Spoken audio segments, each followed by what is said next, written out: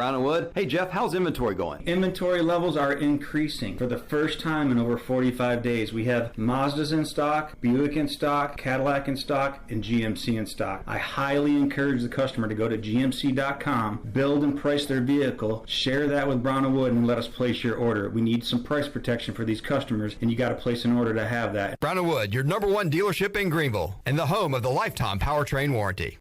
Christie's Europub is the perfect place to relax, grab a bite, and enjoy a drink. Located in the heart of Greenville and just a few blocks from ECU's campus, Christie's offers lunch, dinner, and late night with live music every Sunday. Come and have brunch Monday through Friday from 11 to 3 or Saturday and Sunday from 11 to 4. Scratch cooking takes time, so relax and enjoy a pint at Christie's Europub today. For the latest information, check them out on Facebook, Twitter, and Instagram, or visit them online at christieseuropub.com. Greenville Utilities electric customers will soon be able to receive text notifications in the event of power outages. Enrollment is automatic, so make sure GUC has your cell phone number by signing into your account at GUC.com, then update the information in your user profile. Want to talk with someone instead? Call 252-752-7166 during business hours. 252-752-7166. Update us so we can update you. Visit GUC.com for more information. For over 51 years, Parker's Barbecue has brought families together with our award-winning whole hog barbecue and fried chicken. Tradition is important at Parker's Barbecue, and for 3 generations, the Parker's Way has stood the test of time. Whether you visit our dining rooms or drive-thrus, use our on-site catering, or even use our nationwide shipping, the hospitality, barbecue, fried chicken, homemade sides are still the same. We are the Parker family. Come in and let our family show you. This is the Parker's Way. If you have family coming over this summer, the last thing you need is sweaty relatives. Guarantee your air conditioning system is ready to keep everybody cool. Call Delcor. Buy a new train system and make no payments until 2023. It's hard to stop a train. With inflation and high gas prices, you don't need another payment. So buy this month and make no payments until 2023. Go to DelcorInc.com or call 252-321-8868. Delcor, the service professionals. BMS Builders is your premier custom builder in Eastern North Carolina. With homes in Blackwood, Mills Creek, Dalton's Cove in Farmville, and Belmar and Ayden, they're constantly expanding. Now to Laurel Glen and Sarah's Way, plus the new duplex community at Abigail Trails. BMS Builders can build the home of your dreams. Just ask Dr. Dennis Ross in Greenville or ECU football coach Mike Houston. They built their homes, and they can build yours as well. Call 916-1578 for BMS Builders. Hey Pirates, this is Holt Nailers. A big part of my success on the field is what I eat at home. To keep my body filled up, I order meals off a Clean Eats meal plan. I choose the meals I want from 6 different meals offered each week, and I pick them up on Sunday or Monday at the cafe on Red Banks Road. Each meal is packed with the perfect mix of healthy proteins, carbs, and veggies to keep my engine running at full speed. Go to CleanEats.com, click on meal plans, or stop by the cafe and get all the info. Clean Eats and the Pirates, a winning combination. This is Pirate Radio, WGHB Farmville, 1250 and 92.7 FM Greenville, WDLX Washington, 930 and 104.1 FM Washington. Can you be quiet, please? Thank you. Welcome to Pirate Radio Live. There's local politics, bud. I want to shake his hand. I want to shake his hand. I want to shake his hand. Was that supposed to be funny? Get these clowns out of here. Why would they do that? You were having a freaking game. Dude. It's a cocky bunch, man. Now live from the Pirate Radio studios in the heart of the Pirate Nation, here is your host, Clip Brock. Hello everyone, welcome in to a Tuesday edition of Pirate Radio Live. Clip Brock here, the Pirate Radio studios, coming to you today on Pirate Radio 92.7 FM in Greenville, 104.1 in Washington. You can find us on 1250, 930, also online, PR927FM.com, and make sure you are watching the show on Facebook Live and YouTube. You can subscribe to Pirate Radio TV on YouTube. We got a lot of great stuff up there for you, including the Brian Bailey Show, this program, and our coach and player interviews as well. So you can go there now, check all that out. We've got the interviews from earlier today up. You can hear from Ryan Jones, also Mike Houston, his weekly press conference. So it's all there for you. Pirate Radio TV on YouTube. And Chandler and I will make sure to pester you into smashing that like and subscribe as we go on throughout today's show. Shirley Rhodes is here. We got intern Peter. We got the Chan Man. Ellerbe in the house, and Big Willie Smith also coming up on today's show. You know, Florida lost to Kentucky in football on Saturday night, but the biggest loss Florida took this weekend was to the ECU women's soccer team. We will talk to Gary Higgins for the first time, head coach of ECU women's soccer. He'll join us here at 3:30. Chris Haymeyer, former host of the U.S. Sailor fifth quarter call-in show, is now the play-by-play voice of the Campbell Fighting Camels. We'll talk some Campbell football. ECU's next opponent. Got that coming up at 4 o'clock. Brian Bailey joins us at 4:30. And Bryce Williams, former Pirate tight end, will be here at 5 o'clock. So there is the setup for today's show. Let's welcome in Ellerbe. Hello, Jonathan. Hello, Clipper. How are you? I'm great. And Willie Smith joining us as well. Pirates get a W, Willie, so that's a good thing, right? Oh yeah, man. That's huge. You want to get those wins. I'm going to talk some ECU and some NFL with Willie Smith to kick off today's show. Ellerbe, as I was heading over to Facebook to pull up today's stream, you know how they pop up Facebook memories when you log in? This was interesting. This is from September 13th, 2014. And I sent a tweet to Donnie Kirkpatrick. And I said, Donnie, when you retire from coaching, can we do an interview about officiating in games versus Power 5 teams? And I said, I'll remind you in 20 years. And he said, deal. So something to look forward to when Donnie Kirkpatrick retires. We're going to ask him about getting screwed by refs in games ECU plays against Power 5 teams. So that was in 2014? Yeah, I don't know what that was stemming from. So I'll have to look up ECU's schedule. So you have like 16 more years till he retires, or no? That was a bit of a 12 more years till he retires, I guess. Yeah, or it could be before that. But either way, we're going to talk to Donnie. It looks like that was stemming from a win over Virginia Tech. 28 to 21, 2013. 2013. That was when Shane Carden. This is 2014. What did I say? That would be the James Summers game, wouldn't it? 2014. No, 14. No, at Virginia Tech. This is Carden showing the getting in the end zone late. They got out to the 21-0 lead, 120. Cam Worthy game. Had a huge game. Okay. Carden runs it in, touchdown. I guess there was some officiating I had a problem with. Anyway, starting the show out with that. So we'll hear from Donnie Kirkpatrick when he retires about all that. Yeah. First time I've seen Willie Smith since last Tuesday. What are you trying to say? Missed you at the tailgate on Saturday, Willie. What happened? Car trouble?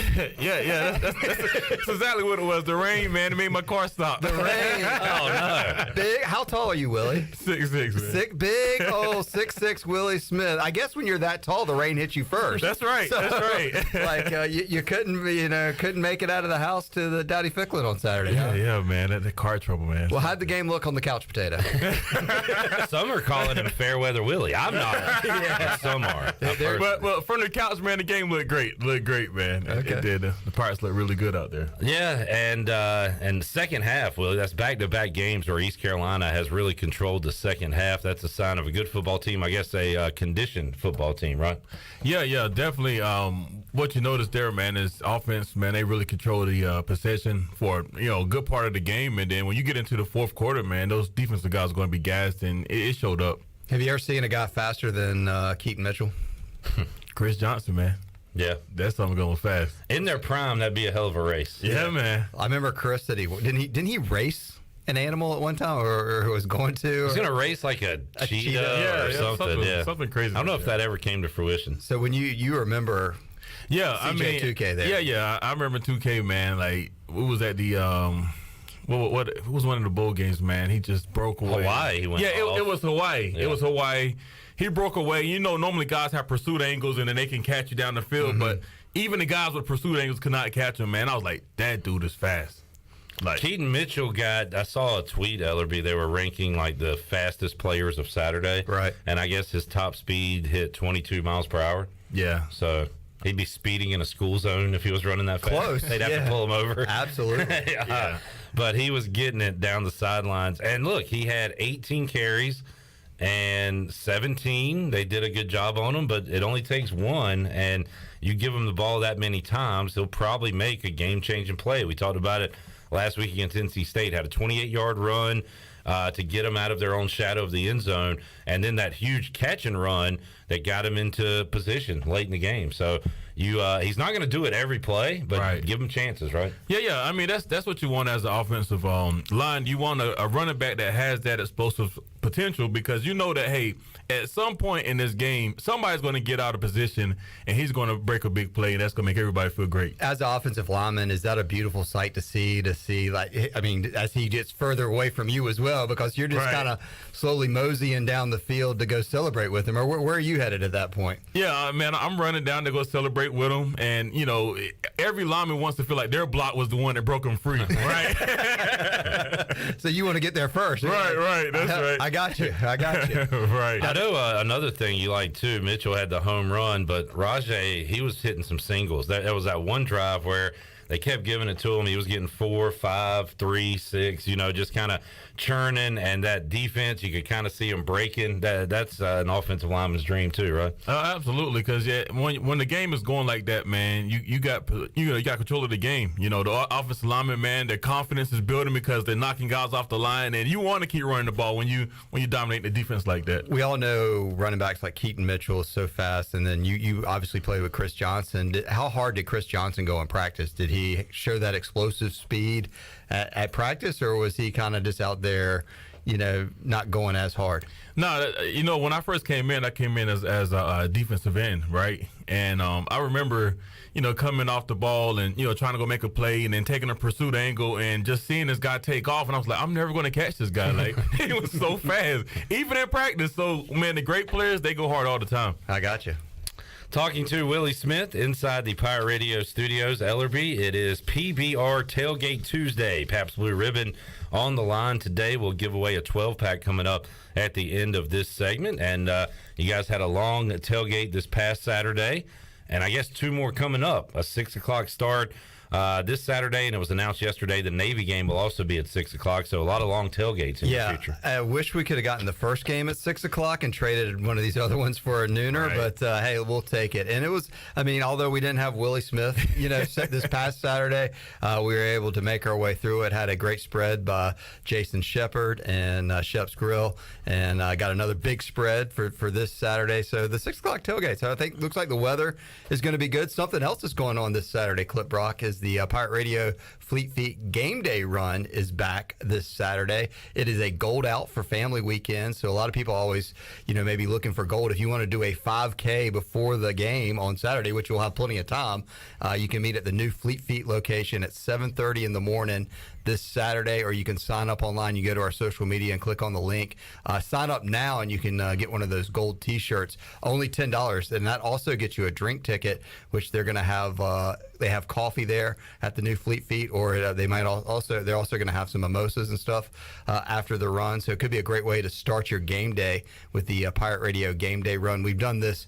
I think this is the 4th year we've done it. We had a little interruption during COVID, but all the money goes to Robbie's Clubhouse, which helps the folks with special needs in our community. So a fun way to kick off your game day at 7:30, a more reasonable hour for people like Troy D that don't like to get up too early. So a fun 5K leaving Fleet Feet, running in and around the stadium and back there. So check that out on our social media. I'd love to have a lot of people come out and have some fun kicking off game day. That's awesome. Speaking of getting up early, Willie, I've talked to these current Pirate players, and we might ask you about it too, but had a nooner to kick off the season, which means they're up very early, and then 3 straight 6 o'clock games. The guys I've talked to, they're ready to go regardless, but they say waiting around all Saturday to play a game is kind of tough. They'd rather kind of get up, get it going. They say 3:30 is the perfect time. How about you? Did you have a preference when you played?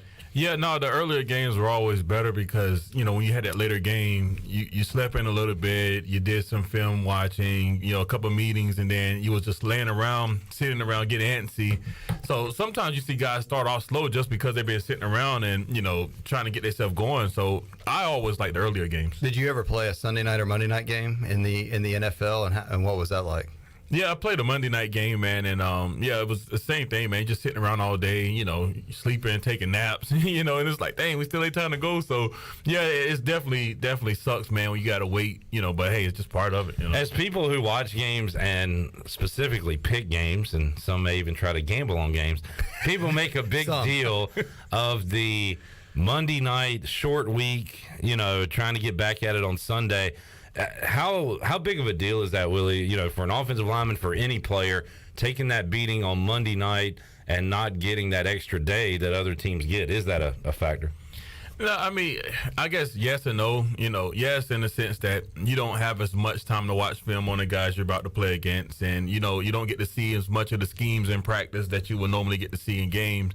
So yes, that sucks. But then the positive is, the coaches are not going to push you as hard that week. You're not going to beat you down as much in practice. So you go into the game a little bit more refreshed. So it's more from a studying perspective than a physical. Like physically, it's not that much different to you. Right. I mean, physically, at this point, you done been to camp. You go through practice every day. So the physical side is not the most important thing. It's really understanding what this guy's going to do, what the defense is going to do against me this upcoming week. Let's talk about this week, the mental approach of playing a big game against a top 25 opponent, an NC State, a rival, Old Dominion, a team that played you tough, and then you're able to pull away fourth quarter. Right. Now you're playing a team in Campbell that everybody's expecting a blowout on Saturday. What's and it's week 3. You've had some of those routines. How is the mental approach and the physical approach as you go into this game? Yeah, well, if I'm Coach Houston, what I'm doing, I'm pushing them hard this week, just like they did for the state game. Mentally, I'm telling them, hey, look, man, we're not competing against Campbell. We want to put out the best version of ECU this Saturday, and every day in practice, hey, let's get better. Let's find a way to improve, just 1% better every single day in practice, and then that's just going to naturally flow into the game. But you practice how you play, man. My coach used to always tell me that, and it's so true. If you bust your tail in practice, it's going to show up on game day. There's also a lot of guys in practice this week that are probably hoping to get some game time experience based on that the score could maybe get a little bit away. So what is those guys' mentality this week? Are they how much are they cheerleaders for the starters? Oh, man, they're pushing them hard. Hey, man, come on, guys. Let's do what we need to do. And they want them to go out and play an awesome game, and they want them to get up because, like you said, that's their first time to get out there in front of this crazy crowd and just show what they have, man. So that they're really excited. Mike Houston did his part today to talk to the public about how tough this Campbell team could be. So he is hyping them up as a formidable opponent. They are 1-1 on the year. They're coming off a loss to William and Mary. And look, all he's got to do really is go back to last year and say, remember the last time we hosted an FCS team? Right. They put a scare into East Carolina. East Carolina beat Charleston Southern by 3 points, got down double digits early. So we just saw it last year. Anything can happen. Can't take anybody lightly. I do love the maturity of this Pirate team and feel like if they're coming off a loss, coming off a win, playing Alabama, playing Campbell, they're going to kind of go in with a similar mindset every week. The one thing I've really learned and loved is the Pirate Radio Players Lounge on Monday. And Clip, you know it because you sit in here with the guys or talk to them on the phone. Their mentality every Monday of whether that you've seen them after a win and after a loss. And it's business as usual. I mean, it's a briefcase. They come in here. I mean, they are as focused of a team after 2 weeks that we've seen in a long time, based on their personalities of how they're acting here and in press conferences. Right. No, that's definitely huge, man. And that starts at the top, man. With Mike just kind of reinforcing it every day. Starts with your older guys leading by example and just carrying themselves that way. And like you said, man, if the guys have that kind of mindset, they're going to have a really good year. What are some concerns when you're playing an FCS opponent or an opponent that has appeared to be inferior to maybe your team? What are some concerns that, I know Clip just pointed out some of the obvious. I mean, East Carolina's lost to North Carolina A&T not too long ago, so Pirate fans can remember that. Right. But what are some things from a player's perspective that should be on the radar for them this week? Yeah, well, from a player's perspective, man, all they should be thinking about is, man, I'm going to go out here and play my absolute best game. I'm going to show these guys out here that, hey, yeah, you're playing football, but you're not on my level. And that should be the mentality they take into this game, that, they should destroy whoever's in front of them, because that's just the mindset that you need to have playing a school like this. Because if you give a team like this hope going into a game and they get through the first quarter, like, oh, wow, score's not that bad, and they start to believe, that's when you got a fight on your hands. I was just thinking, football coaches, this is more about coaches than players, but you can never really satisfy them, because if we say, and if Mike Houston hears us say that East Carolina should roll over Campbell, he doesn't want to hear that. And then if we say, Campbell's a tough team, can the Pirates win this game? Well, you don't think we're going to beat Campbell? It's like they have to find that perfect medium. They always want to be the underdog until you tell them they're the underdog, and they say, "Well, we're not the underdog." There's nothing we could say to a coach. So this is kind of some coaching psychology Mike Houston has to go on. I love what Willie's saying though.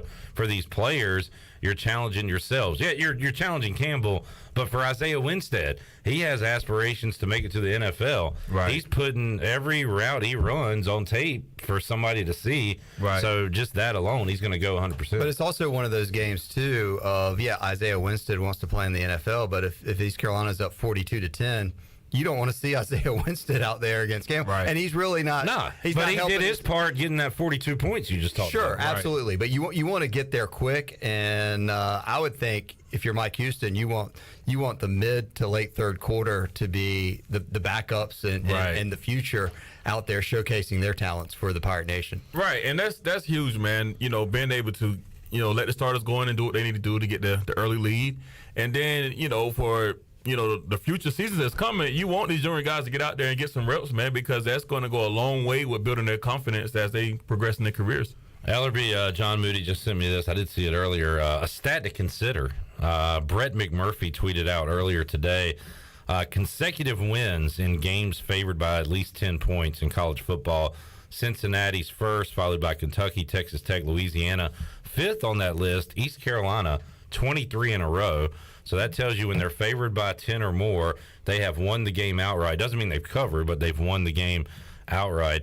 The problem is, Ellerbe, and we have our Phil Steele, you got to go back a ways. I was going to go grab one. I wonder, how long that stat goes back, because and you say, well, what about James Madison and A&T? Well, James Madison was a favorite against East Carolina that year, and East Carolina was only a touchdown favorite against A&T, lost that one outright. So this stat probably goes back a long ways because East Carolina just hasn't been double-digit favorites a lot. Well, it kind of tells you how bad East Carolina got during the course of a few years where they weren't even a double-digit favorite, or probably a favorite at all in many games, but when they were, definitely nowhere close to a double-digit favorite. But this is a game that I feel like East Carolina should be able to control it. I think the time of possession would only be low if Keaton Mitchell or Rajay hit a couple big home runs early and flips the time of possession because they run it 80 yards. So I think it'll be nice to see how this team plays on Saturday as they transition to get ready for conference play, because there's a lot of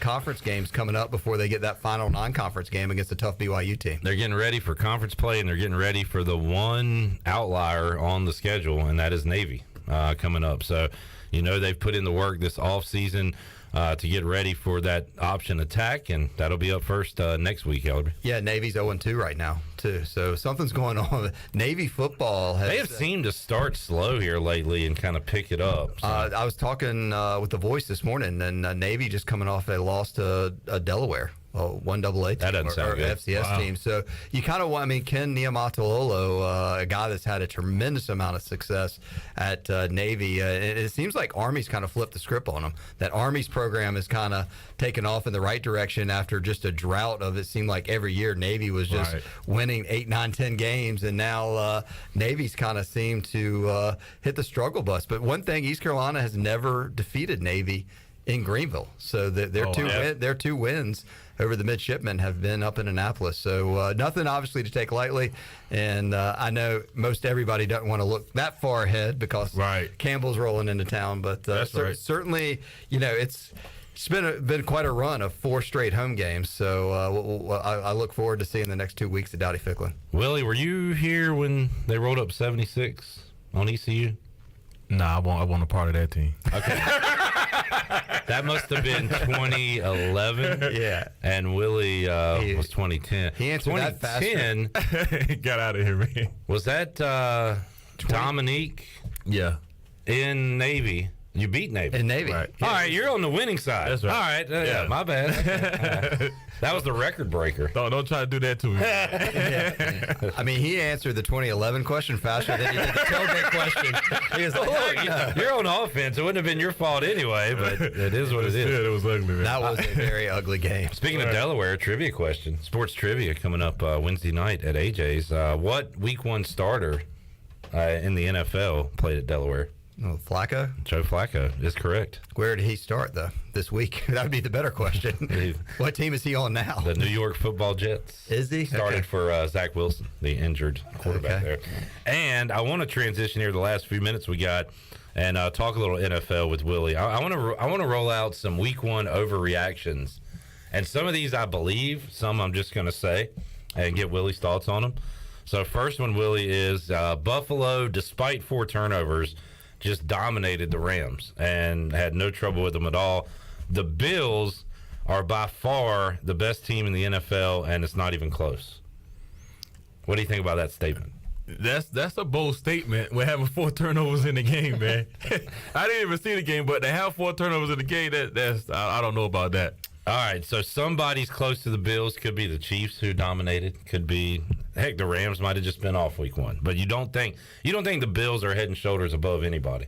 No. Okay. No. All right. How about the Washington Commanders? How about 1-0? Carson Wentz threw 2 interceptions. That wasn't good. Right. 4 touchdowns, 300+ yards. The Commanders are a legitimate contender in the NFC East this year.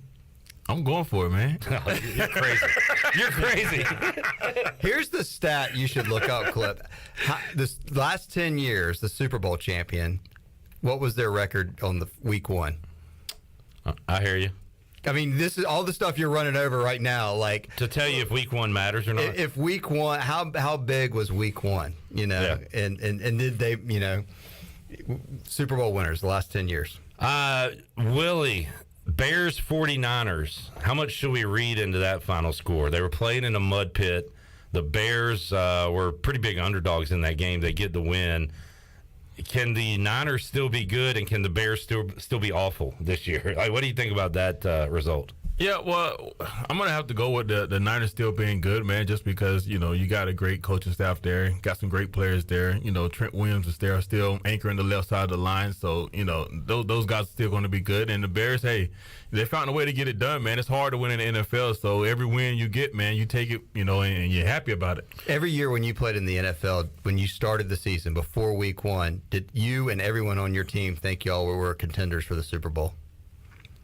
Not when I was with the Raiders, definitely not. I mean, I just didn't know if that mindset was like, because some people think. Not when you had Rex Grossman in Washington starting Week 1. I just didn't know, was it like, man, we're a playoff team? Or, yeah, I mean, like, that's what the coaching staff is. That's the message they're preaching, that, hey, you know, we're gonna win it all this year. But, I mean, as a player, you know. Okay, I guess that year in Washington, you did have Mike Shanahan, so you could say, well, he's done it before. Maybe he can lead us. And yeah, anyway. Willie, we live in a world where the Patriots stink. They're no good. They're not a factor in the AFC East. They're not a factor in the AFC. Is that true or false? That's definitely false, man. That's false. Okay. You can't go against the system. I know. It feels weird to do it, but, man, new sheriff in town. I love that young coach in Miami. I've been there he is right there, the cool coach. And they got it done Week 1 against Bill Belichick and the Patriots. How about this? Dak's out. The Cowboys are done. They're not a factor in the NFC East, in the NFC. Yeah, well, the Cowboys always find a way to lose, man, so they're definitely not a factor. But can the Cowboys... That's what I like to hear. Clip that. But can the Cowboys still be relevant because everybody else in their division is not very good? That's a good point that you make there, but, man, they just don't have any weapons on offense, man, so I don't see it happening. I don't know, Ellerbe. I think... What wins the division in the NL East this year? In the NL East, I'm going to say the Braves with the Mets. NFC East. You hadn't watched the Eagles, and I think they're good. I hate to say it. But the Giants and the Commanders? Probably not great. But the Eagles could potentially be like a 12-5 team this year. Okay. So that's who you're chasing. I think so. I hope. I'd love to be wrong. I was trying to poo-poo them in the preseason, but they scored 38. They gave up 35. They almost lost to the Lions, but I do think the Eagles could be the real deal in the NFC. Shooting for 12. Yeah, as far as winning the division, I think so. All right. How about this, Willie? 2 teams you were involved with, right? Chargers, Raiders? Yep. Chargers are... Who do you like in the AFC West? Chargers or Chiefs this year? You got to go with the Chiefs, man. 44 points Week 1 for Kansas City against Arizona. It was almost like we were starting to slight Mahomes and the Chiefs, and he went out, threw for 360 and 5 touchdowns. Yeah, man. He's still the real deal, man. Yeah. All right, not ready. Are you ready to give the Vikings the NFC North after seeing what they did to Green Bay on Sunday? No, just because Green Bay, I know I came out last week and said they was going to win, but, man, I don't know what Aaron Rodgers was out there doing, man. You know, they just look bad, man. He don't know his receivers. He don't know their names. Right. I mean, it's terrible performance. Who do you think has a better chance to have a better record and better season after week 1, the Patriots or Green Bay? Oh, that's easy. Patriots or Green Bay? Yeah, I'm going to go with the Patriots, man. Just because, like I said, man, it's hard to bet against the system. I think you were believing too much in Belichick. It's hard, man. I'm telling you. I don't think they have any good players. It ain't about the players. It's the system, man. All right. Let's see. It's the system. Well, I think Belichick is trying to prove your point a little too much. Belichick has robots on his team. He doesn't have players. He just plugs and plays. I guess. We'll see. We'll see how it works out for him. All right, Willie, appreciate you hanging out, man. As always, had fun. And tell everybody what you got going on. Yep. So, man, if you guys are looking to buy or sell real estate here in Eastern North Carolina, hit me up. I'm the realtor for you. Look me up online, #Pirate Nation Realtor.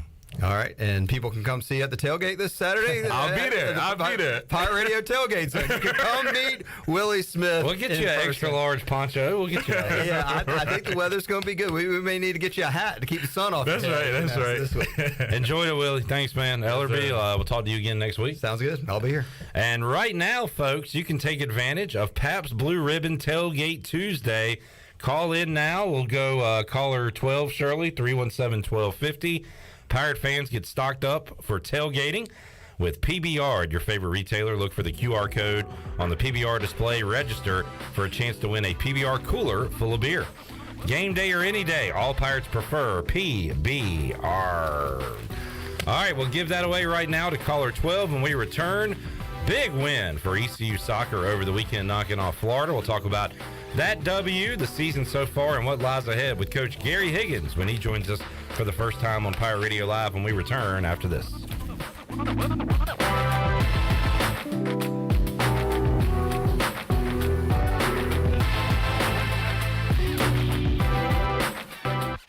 Are you ready, Pirate fans? Freeboot Friday is back. Uptown Greenville and the City of Greenville invites you to Freeboot Friday, the official pep rally of home ECU football games. Join fans for live music, food trucks, beer and wine, children activities, and more. The Freeboot Fun takes place from 5:30 to 8:30 p.m. each Friday before ECU home football games in 5 Points Plaza. Visit Uptown Greenville for more information, and as always, go Pirates! I'm Sam Jones, and for more than 3 generations, my folks have kept the fires burning for Eastern North Carolina Whole Hog Barbecue. At Sam Jones, you'll find our smokehouse pumping out wood-fired meats, cooked fresh every single day. There are no freezers at our place. Everything, and we mean everything, is made fresh daily, including our sides, sweets, and sauces. Stop in and see us, and I bet you'll be able to taste our passion in just one bite. At Sam Jones Barbecue, you'll find plenty of smoke, but no mirrors.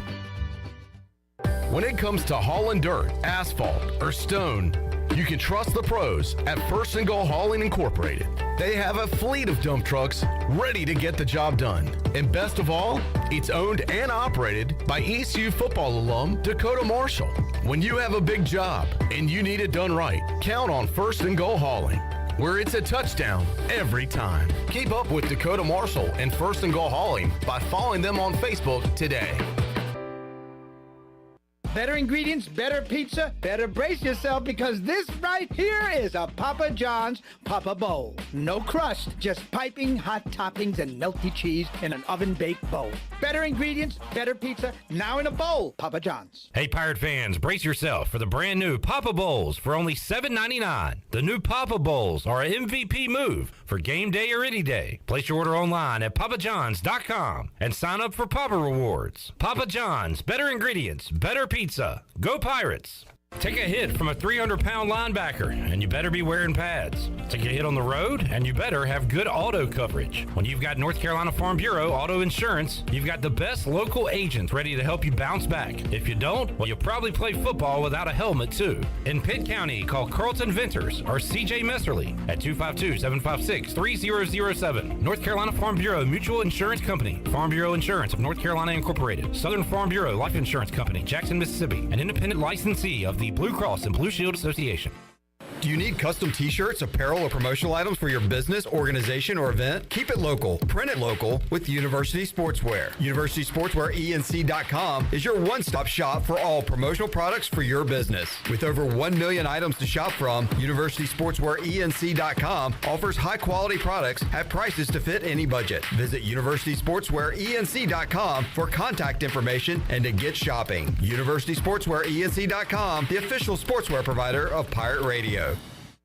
Wings Over delivers. Wings Over delivers. Wings Over delivers. If you're looking for wings to be delivered to your home, Wings Over Greenville has you covered with no third party needed. Wings Over Greenville has its own in-house delivery service. Be sure to try the all-new tender sandwiches by ordering ahead on the Wings Over mobile app. Open till 3 a.m. on Friday and Saturday, Wings Over has everything to cure those late night munchies. Give them a call at 758-9464. Wings Over Greenville. They deliver.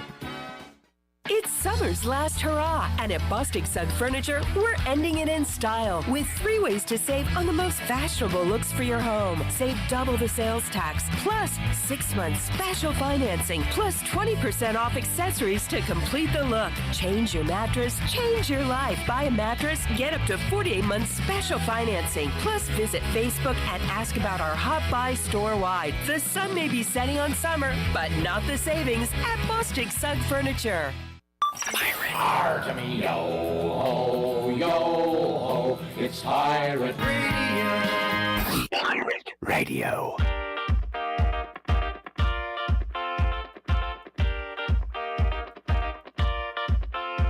You're listening to Hour 1 of Pirate Radio Live. This hour is brought to you by University PC Care, your local tech support experts for all your personal and business needs. Visit universitypccare.com to learn more today. Now, back to the show. Welcome back. Are you in outside sales and looking for an opportunity to increase your earning potential?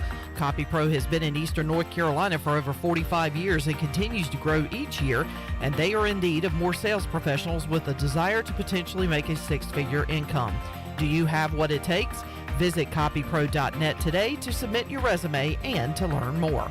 Now let's head back into Pirate Radio Live, and as we do, congratulations to Erwin Suggs of Snow Hill, who picked up our PBR on our Tailgate Tuesday. Say it right, Shirley. It's PBR. Oh, PBR. Thank you. Tailgate Tuesday. There you go. Congratulations to Erwin picking up that win. You can check out PBR and make sure you look for the QR code on the PBR display and register for a chance to win a PBR cooler full of beer. Game day, any day. All Pirates prefer PBR. All right. Welcome back into the program here on a Tuesday. Clip Rock here with you, and we'll welcome in for the first time on the show ECU soccer coach Gary Higgins. And Coach, appreciate your time today. How you doing?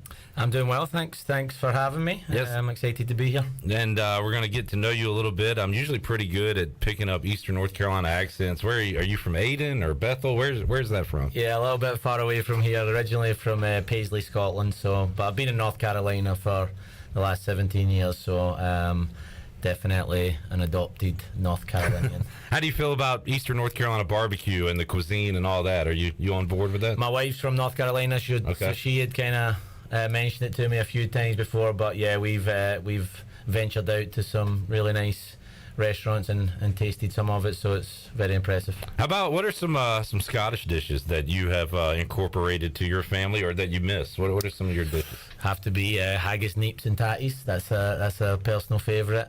Usually have it before Christmas dinner. What does that entail? So haggis is like an appetizer. It's like almost like a ground beef, but a lot spicier. And neeps is like mashed up turnips. Okay, all right, I'm on board. And tatties is mashed potatoes, but that's just how you say it in Scotland. So fun to say. Yeah, you mix them all together, you've got a nice little meal there. about your background as far as playing the game of football and going into coaching?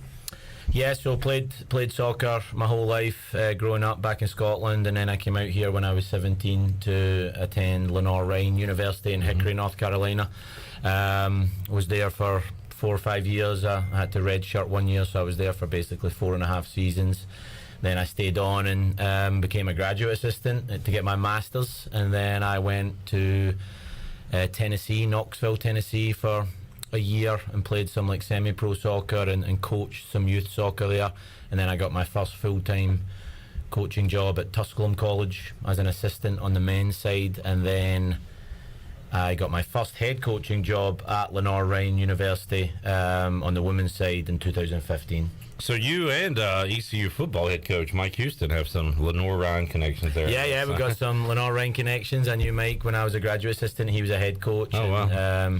He started to turn the football program around at LR, and we've actually got a couple of connections. He's from Franklin, North Carolina, where my wife is from too, so we've got a lot of mutual friends. So what was the decision to go to Lenore Ryan like? Did you have other schools you were thinking about? How did you go from Scotland to Lenore Ryan? Yeah, I had a few scholarship offers, but my coach Adrian Blewett, he was originally from England, so he still recruited quite heavily back in Europe. Okay. And he reached out to me and sold Lenore Ryan University, and I'm glad he did. I really enjoyed my time there. That's awesome, and we're glad to have you here. The Pirates playing well, 5-2-1, but have not lost since all the way back August 21st. You've been on quite a streak here, including the big victory over Florida on Sunday. I saw this, Coach. So Kentucky beat Florida in football over the weekend. I saw yesterday that they had bacon-wrapped alligator in the I don't know if you saw that, and I don't know. To me, it didn't look very appetizing, but just something you may want to think about next time you knock off Florida. Let's get a look at it. There you go. What do you think of that, wow, Coach? Yeah, that's interesting. It's like a pig picking. You just go and pick off a slab of meat. But a big win for your team, and you've been doing a lot of winning lately. So what's going right for the girls right now?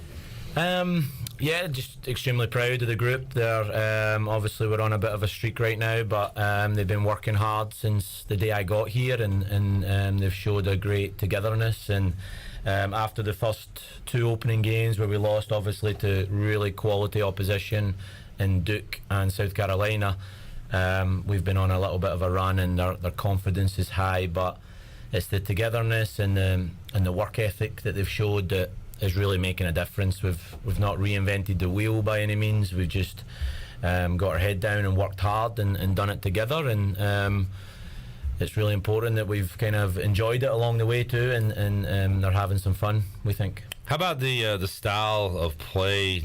If you have a game plan that goes exactly the way you want it, is it conservative? Is it attacking? Is it obviously a mix? What's your style? Yeah, I think it changes game to game, but I'll always say that we have to play with passion on both sides of the ball. It's really important to me. I feel like you got to be invested in the sport that you play, especially at this level. You've obviously played it long enough to get to this level and be a Division 1 soccer player, so you care about it enough to be here, so we got to give it everything we have. So passion is a non-negotiable for me, but I think from a tactical standpoint, I think the foundation always has to be defensively disciplined, and then once you have that foundation and you have that work ethic, then you can branch off into some like offensive principles and some creativity and things like that. So defensively disciplined has to be the foundation, and then as we work together for longer, then we can start branching off, and we've started to do that the last 5 or 6 games and scored some goals. So that's what I would say my coaching principle or philosophy would be. Well, it certainly showed up on the scoreboard because 2 goals to South Carolina. Outside of that, either 1 goal or a clean sheet against all other opponents. So I guess the defense has been good, the defending and the goalkeeping as well for you guys. Yeah, so we've got quite a young back four as well, which we're really proud of how they're handling themselves. But I think, again, We've got Maeve English back there, who's a tremendous goalkeeper, and she's really matured into a leader for the program. But I think she would be the first one to tell you that it really is a team effort, and if you're defensively disciplined as a team and a unit, you're almost preventing these chances to happening. So that's been really a great thing for our coaching staff to see is how we've prevented teams to have quality chances in front of goal. And just super proud of the girls to embrace that side of the game. And again, if you do that and you work hard, then eventually the chances will come for you offensively. Well, the coaching aspect of it is certainly working for you match to match. How about the recruiting part of it, taking over this program? How is that going, and where are the areas and your style of recruiting that you like to attack? Yeah, so when I got here, obviously it was pretty late on, and we already had a recruiting class, which we were really happy about anyway. But we managed to add Isabella Gutierrez, so that's our only international player we have on the team. But she was representing Mexico at the U20 World Cup this summer, so we're really excited to have her join us late in the spring. We've signed 2 players already for the 2023 class, but to be honest, we're probably a little bit behind from a recruiting standpoint, so we're trying to get after that here in the next few months and make sure that we're ready to go in the coming years. But from a recruiting standpoint, we just want, obviously, talented soccer players, but we do recruit the person first and foremost. We need to make sure they're the right fit for our program from a personal standpoint, and they've got the right attitude to take our program to the next level. So when you do that, it takes time, and you need to make sure they're the right fit. How about you becoming a fit for this team that was here before you got here? You know, what was that transition period like? How did you make sure that all the girls were able to jump on board with what you were preaching and teaching? I was pretty fortunate to inherit the group I did in terms of, from a culture standpoint, I felt they were in a good enough place to where we didn't have to rock the boat too much, which when you're taking a job and you're taking over a new program for the first time, you're always thinking, okay, what do I have to change and what do I have to work on? But thankfully, from a culture standpoint, I didn't have to rock the boat too much, like I said. So that enabled me to focus on some certain aspects like their confidence, their self-belief, and then obviously some tactical stuff that we would implement in the fall. But yeah, just they've embraced me really quickly, which I was really happy and glad about. And yeah, it's just been a pleasure to work with them every single day. They want to do the best that they can possibly do, and they want to fight for East Carolina University. And they're one thing that I need to make sure that every player that is part of this program, they love East Carolina, and they are proud to be a Pirate. And I know every single person in that locker room loves to be a Pirate, so that's really important to me. That's awesome to hear. Talking to Gary Higgins today, and I feel like Coach Hamilton, the predecessor, did a good job of getting this team to relevance. I don't know if that's the word, but top half of the league, getting them into conference tournaments, and now you just kind of hope you can get it to that next level, take that next step, and you seem to be on track. Big conference date coming up on the road. This is a heck of a trip for you, Coach, going to SMU, but you got a lot of key conference games coming up the rest of the way that we're going to see what this team's all about when you get into AAC play.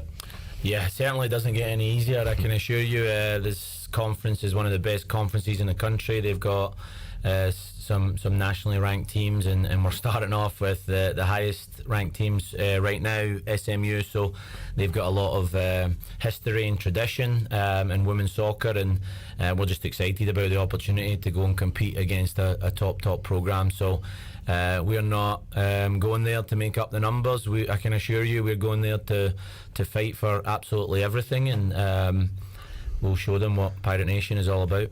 This is Thursday night, 8 o'clock. You can watch it on ESPN+, and the next home game is Sunday at 1 o'clock. A week from Thursday, under the lights, 7 o'clock at Johnson Stadium.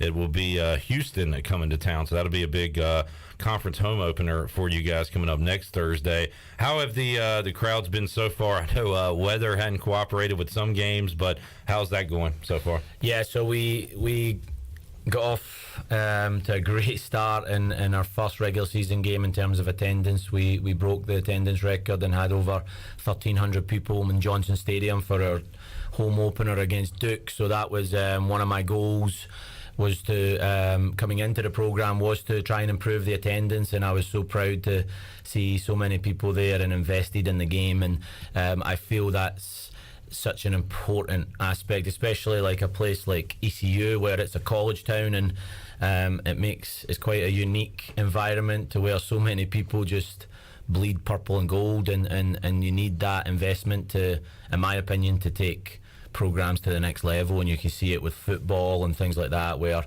you start packing out the stadium, it makes a big difference, and the players maybe run a little bit harder or just get after it a little bit more. So yeah, hopefully we can keep that up. That takes a lot of time and investment, but if you are intentional about it and you're in it for the right reasons, then we feel that we can get people to come out and support us. And a big homestand coming up following the road game Thursday. So Thursday night on the road at SMU at 8 o'clock on ESPN+. And then Sunday at 1, William and Mary. Next Thursday, Houston on a Thursday night, 7 o'clock here in Greenville. Another non-conference game, UNC Greensboro, the following Sunday on the 25th. And then Tulsa at home on the 29th. So back-to-back Thursday home games coming up after the road trip. I guess, when do you guys head out? Tomorrow? Yeah, we're leaving campus tomorrow around 10 o'clock. Good deal. Coach, how about as you what do you follow at the professional ranks or the international ranks? Who are your clubs or teams? What do you like to watch? Yeah, so my club from Scotland is Celtic. I love Celtic. I grew up watching them and going to their games. So they're my first love for sure. And then Liverpool, I like to follow Liverpool from the English Premier League. So those are my two teams that I follow pretty religiously, to be honest. So yeah, those are my two teams. The year that the Premier League began running on NBC Sports Network, I want to say it was 13 or 14. I was like, I really want to get into this. I've never really gotten into it. So I'm going to pick a team at random. And I didn't want to pick one of the big boys. So I picked Swansea City. Oh, nice. At the time, it turned out to be a great pick. I think they finished like 9th that year and had some big wins and looked like they were going somewhere. And, of course, have since been relegated and now in the championship. One of their former coaches, the guy that kind of got them up to the Premier League, Brendan Rodgers, he coached Liverpool and Celtic. So there you go. After Swansea, so yeah, he's a great coach. Well, but I had a lot of fun. Wilfred Boney was fun to watch, and Ashley Williams is a really good defender. And I really love that team. And I learned how much turnover there is over there if you're not one of the big boys.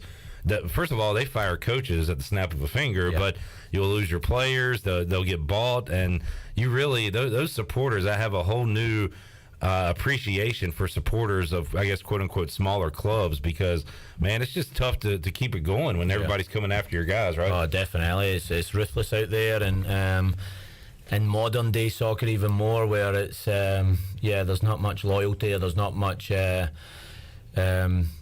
people aren't there for a long time, coaches as well. So I definitely get what you're saying. All right, Coach Higgins joining us. Once again, you can watch the team on ESPN Plus on Thursday night against SMU, and then go check them out for yourself at Johnson Stadium coming up Sunday at 1 o'clock. Coach, great to chat with you, get to know you. We'll certainly do this again later on this season. No, thanks, and go Pirates. All right, there is Gary Higgins joining us for the first time here on Pirate Radio Live. We'll take a timeout, come back, wrap up hour number 1. We're back with you after this.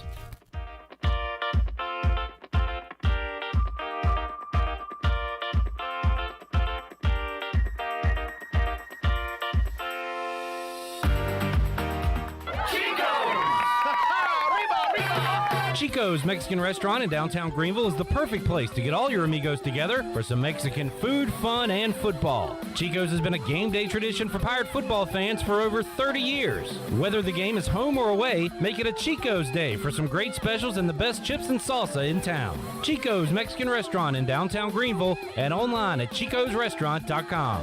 Go Pirates! Flight by Yingling. It's the next generation of light beer. For those who don't follow trends, but craft them. Flight by Yingling is 12 ounces of uncompromised refreshment from America's oldest brewery. With only 2.6 grams of carbs and 95 calories, this is premium refreshment 6 generations in the making. Don't just raise a glass, raise the bar. Flight by Yingling. Available wherever beer is sold. DG Yingling and Son Incorporated, Pottsville, Pennsylvania. Please enjoy responsibly. Hey Pirate Nation, Shimmer Boutique is your one-stop shop for all your tailgate essentials. This is Holt Nailers, and if you need a Yeti cooler, apparel, shoes, or accessories for the season, Shimmer has you covered. Shimmer Boutique is also the exclusive retailer in Greenville carrying the largest selection of built and broken gear for adults and youth.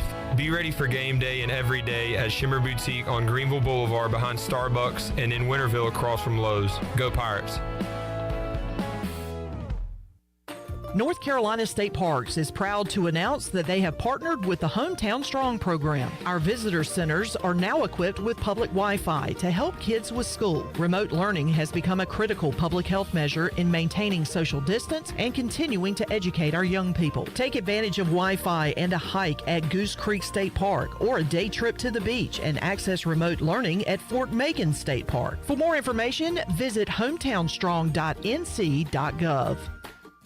UBE and PirateWear.com is excited to offer Pirate Nation the largest selection of new ECU merchandise and tailgate supplies ever. UBE has the best prices in town, so that makes UBE your one-stop shop for all things ECU. UBE does daily restocks of Champion, Adidas, and Under Armour. Don't forget to bring your young Pirates in to plunder the Crow's Nest, which is the only kids store dedicated to ECU. Plenty of free parking uptown in Greenville. Visit them at PirateWear.com. Go Pirates!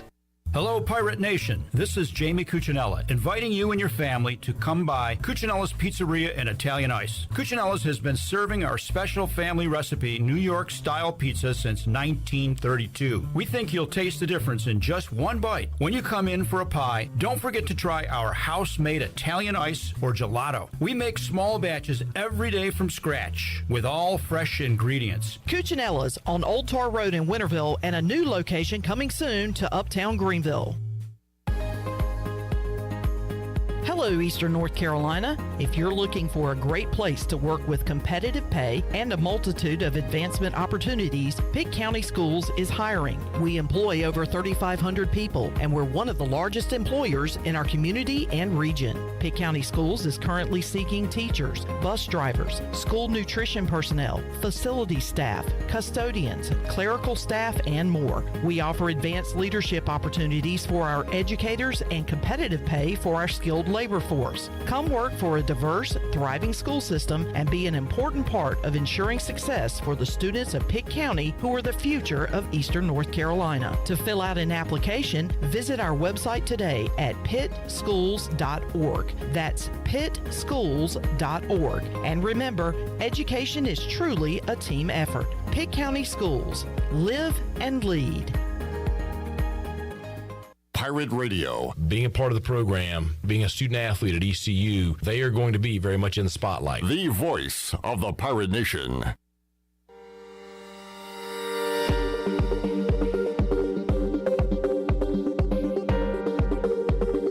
You're listening to Hour 1 of Pirate Radio Live. This hour is brought to you by University PC Care, your local tech support experts for all your personal and business needs. Visit universitypccare.com to learn more today. Now, back to the show. Welcome back. For the latest breaking news, interesting stories, and awesome contests that can make you a winner, be sure to follow Pirate Radio on our social media. You can follow us on Facebook, Twitter, and Instagram at PR927FM. You can join the over 59,000 followers today.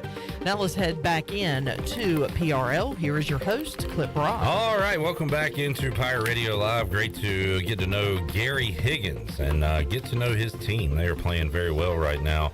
5-2-1 are the ECU women's soccer team as they get ready for conference play. A tough opener on Thursday night and then back home for 4 straight home games. So get out and see them if you can. Free admission and go enjoy some soccer here this time of year.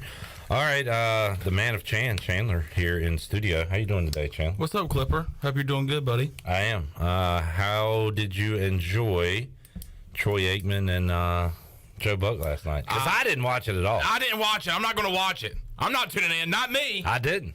Well, good. But I mean, if you didn't see the ticker at the bottom, you would have thought it was a Fox broadcast. Kind of strange. Very strange, especially when they go to the booth and the background is ESPN and stuff like that. But I mean, it was Joe Buck. It was Troy Aikman, just like they were with Fox. But my roommate was like, "Hey, do you mind if we watch the Manning cast?" And I was like, "Absolutely." Let's go and enjoy the Manning cast. And I'm glad we tuned it over there because, especially at the end of that game, what a weird ending to that first Monday night game of the year. Weird ending, awful ending. Just Broncos deciding not to go for it, or deciding not to advance closer for their kicker. They just say, "Go out there, let's kick a 64-yarder." Peyton Manning sitting there begging for a timeout. Let's take a timeout. All right, let's take a timeout here. All right, what are we doing? Shannon Sharp. They have Shannon Sharp on the broadcast with them. He's absolutely infuriated. So it was just it was great tuning into the Manning cast last night. Great start to the season. It made me angry because no longer were the Cowboys the dumbest Week 1 team or the biggest joke of Week 1. It's the Broncos and Nathaniel Hackett and him just completely losing his mind there at the last minute. And I guess you can say that was his plan. If that's his plan, it was a stupid plan. Oh my God! I hope that settle wasn't for his a plan. 64-yard field goal. That was I think it wasn't the plan. And he looked up at the Monday night bright lights in his first NFL head coaching job and just completely lost the plot. Wow. It was ridiculous. I mean, and you settle for a 64-yarder, that's what's going to happen. You get Russell Wilson in the offseason for these moments, to get you in those positions, not to sit on your hands and settle for a 64-yard field goal where a very good kicker at McManus, but a 64-yarder, that is the second longest in history. If he makes it, that is the second longest field goal in history. They're acting like it's a 34-yard field goal. Yeah. I mean, it's just mind-boggling what happened yesterday. And if you didn't tune into, I still don't know what Joe Buck and Troy Aikman's reactions were, but because I didn't. I don't either. I didn't tune in. I didn't tune into that. I didn't. I'm not watching that. I didn't watch it. But the Manning cast was great, and you can just tell, just between Peyton Manning and Shannon Sharp, they're like, what is going on? They wasted 30 seconds before they even called a timeout. Yeah, it was just brain dead stuff. Chandler, now's a good time as we head into break to remind people we have 20 more viewers than we do likes on YouTube. And right now we have 7 more viewers than likes on Facebook. I don't know what these people are doing. I don't know what they're thinking. Oh, God. I don't know how they were raised. Oh, my God. They raised not them right, apparently. in a barn. You know, did they have? Maybe they had a tough upbringing. I don't want to say that, but we're here to learn you, teach you the ways, and that is to smash the like, smash the sub. It's simple. I mean, we're all out of school. Most of us are. We're not asking you to for a whole. This is probably the easiest task you'll have to be asked. Like Peter. Peter is a student in East Carolina. He's probably got some work to do at home, but even so, this is not adding too much to that workload. No. This is a simple click the mouse on a thumb. Mouse, thumb. Thumb, mouse. Let them get to know each other. It is that simple, folks. Please, and you're helping us out. You're not just helping us out with followers, with the likes going up and subscriptions going up. No, it's not even You're about that. helping us mentally. Yeah, mentally. It makes us feel good. I think physically as well. Because when I get home after a well-liked program, yes, I don't know, it's easier to breathe, smells better. People don't know this, but whenever people the more people like the program and subscribe to it, I go home and I run 3 miles. Yeah, it gives you that extra motivation. I go home and I just run a marathon. Yeah. Hey Chandler, what are you doing? People liked the program today. It was awesome. They call him 5K Chan Man. So you're not just helping our mental health. We found out today you're helping our physical health. And if we don't get those likes up, this fat slob over here goes home, pulls his shirt up so just his belly's exposed, sits on the couch, eats Cheetos. He's got the Cheeto finger. He's got the dust getting in his belly button. It's a scene that I don't like And I'm that. crying. And he's crying. Don't forget that. Don't forget that I'm crying. Have you ever had Cheeto dust mixed in with tears and the substance? It's terrible. It's so gross. And I don't like talking about it. I don't like thinking about it. And quite frankly, we shouldn't have to talk about it or think about it because you should be hitting the like. It happened last week to me because we only had like 3 likes on Facebook. That is a true story. Anyway, we're gonna soldier So on. it's up to you guys. We're Yeah. we're just telling you that it would help us out. Yeah. And we would highly appreciate it. We already appreciate you tuning into the program. Kind of. I mean, for them to listen, but to exceed, to do one more. Yeah, we do one preach one more here at Pirate Radio. One more. For you to do one more at home, Yeah. that is to hit the like and to smash the sub. And it is that simple to succeed in this task. Do it, folks, please. We're going to soldier through like or no like and talk to Chris Haymeyer, the voice of not just the Camels, the fighting Camels of Campbell.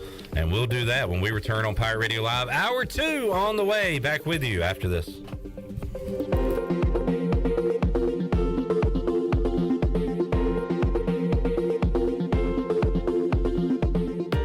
The Dickinson Avenue Public House is a lively and diverse restaurant in Greenville that utilizes fresh and local ingredients. With influences of Creole, Asian, and upscale Southern cuisine, the Dickinson Avenue Public House offers a seasonally rotating menu and a full-service bar with rotating craft brews on tap. Come to the intersection of 8th and Dickinson and enjoy $1 drafts on Tuesday, half-price flights on Wednesday, half-price wine bottles on Thursday, and $1 oysters Tuesday through Friday from 5:30 to 7. For more details, check out their website at daphousенc.com.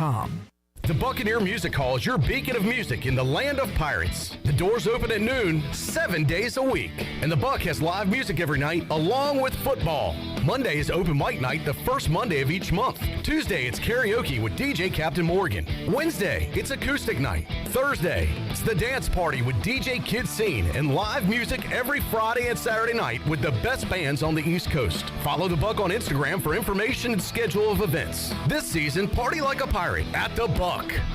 Have you experienced increased aches and pains recently? Have you heard of CBD? Hemp Garden is your premier CBD retailer in Eastern North Carolina. Do you find yourself having anxiety or in need of extra sleep support? Hemp Garden has a variety of Delta 8 and hemp-derived Delta 9 products that can assist with those issues. If you're unable to stop by the store, don't worry. Give them a call today at 413-6100 for a consultation and they'll ship right to your door. Hemp Garden, 3040 South Evans Street in the Target Shopping Center in Greenville.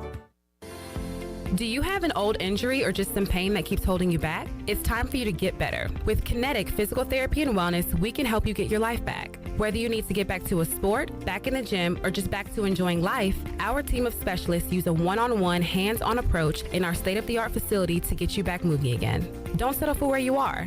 Don't stay in pain. Visit kptonline.com today to see how Kinetic Physical Therapy and Wellness can help you live well, move more, and hurt less. Love is finding the internet of your dreams from MetroNet. Get ready for fast, reliable, 100% fiber speeds with unlimited data so you can stream, study, surf, and game on all your devices simultaneously. No lag times or buffering. MetroNet offers student deals. Get 100 megabit internet for just $39.95 a month. Switch today at metronet.com/switch. MetroNet. Love your internet. Hey Pirate Nation, this is Russell from Russell's Clothing in downtown Washington. Believe it or not, fall weather is coming and we're ready for some Pirate football. Russell's has a long history of dressing Pirate fans, both men and women. For the men, we offer both logoed and non-logoed from Peter Millar, Johnny O, and Smathers and Branson. Our ladies love Tyler Bowe, Crosby, and Never a Wallflower for game day. Join us in wishing the Pirates a healthy and successful season. And remember, for all your game day needs, shop Russell's in downtown Washington. Go Pirates! Pabst is the place where friends come to gather. A place where the party naturally goes. A place where someone is microwaving a burrito. A place where... a kitchen. It's a kitchen. Pabst Blue Ribbon. This is the place. Hey Pirate fans, get stocked up for tailgating season with PBR at your favorite retailer. Look for the QR code on the PBR display and register for a chance to win a pizza oven. Game day or any day, all Pirates prefer PBR.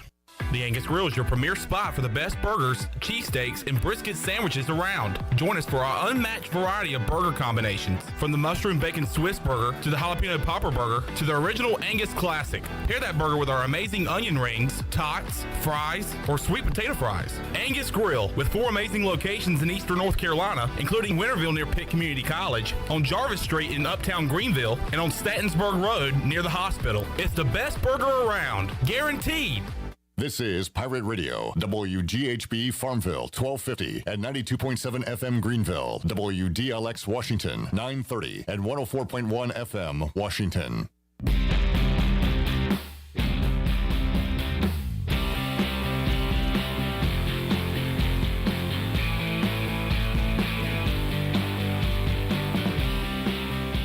Listening to Hour 2 of Pirate Radio Live. This hour of PRL is brought to you by First Bank. Together with our customers, we're creating a world where individuals and communities thrive. Visit the First Bank location on Arlington Boulevard in Greenville for all your personal and business banking needs. Now, back to the show.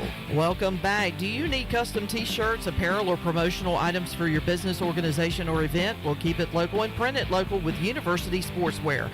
Contact them today at universitysportswearenc.com, the official sportswear provider of Pirate Radio. Now let's head back in to PRL. Here is your host, Clip Barat. Back with you, Pirate Radio Live. Just something to maybe keep an eye on.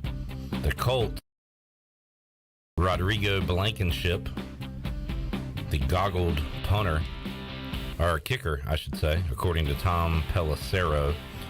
Jake Verity was on the Colts this preseason. Might not get brought back since they already cut him once, but something to keep an eye on. I do have an update on that. Oh, boy. They've already signed another kicker. Oh, boy. Who's this bum they brought in? I believe he was with the Browns. Sounds Don't like a quote me bum. with that. I think the picture they showed was the Browns. They've signed one guy and then another guy to their practice squad. So, but yeah. All right. Because I've been checking to see if the Colts would give Verity a call. The Colts are signing Chase McLaughlin. Yep. And Lucas Haversick. Bless you. To the practice squad. Yeah. All right. So they've already got their kickers. So Disregard. Yep. Start the segment over. No, it's okay. All right. Let's just welcome in Chris Haymeyer to the Pitt Electric Live Line. You used to hear Chris Haymeyer after games here on Pirate Radio, taking your calls on the U.S. Cellular fifth quarter call-in show. And I'm trying to get him, I think I said this offseason, if Campbell beats East Carolina this Saturday, I'm getting the hell out of here. I don't want to face those calls, and I'm going to let Chris take over. Chris, how you doing today, sir? I agree with you 100%. I will go in and take the calls, and I'm going to do a little pregame show for you. This has trap game written all over it. Oh yeah, I said it back in the summer, and now it's setting up emotional. What a performance against NC State, a game ECU should have won, but bouncing back against an Old Dominion team that already proved that they can take down the big guys. They're probably already practicing against the triple option right now. The conference foe, Navy, coming in on September 24th. And even though we know Coach Houston is talking about when he was back at JMU and they beat FBS teams all the time and never, ever overlook an FCS team with something to prove, they're not listening to them. They're going to paint it gold. The Camels could paint it orange. First caller, go. It's from Vanceboro. You're on. What do you think about the Camels win? I like this.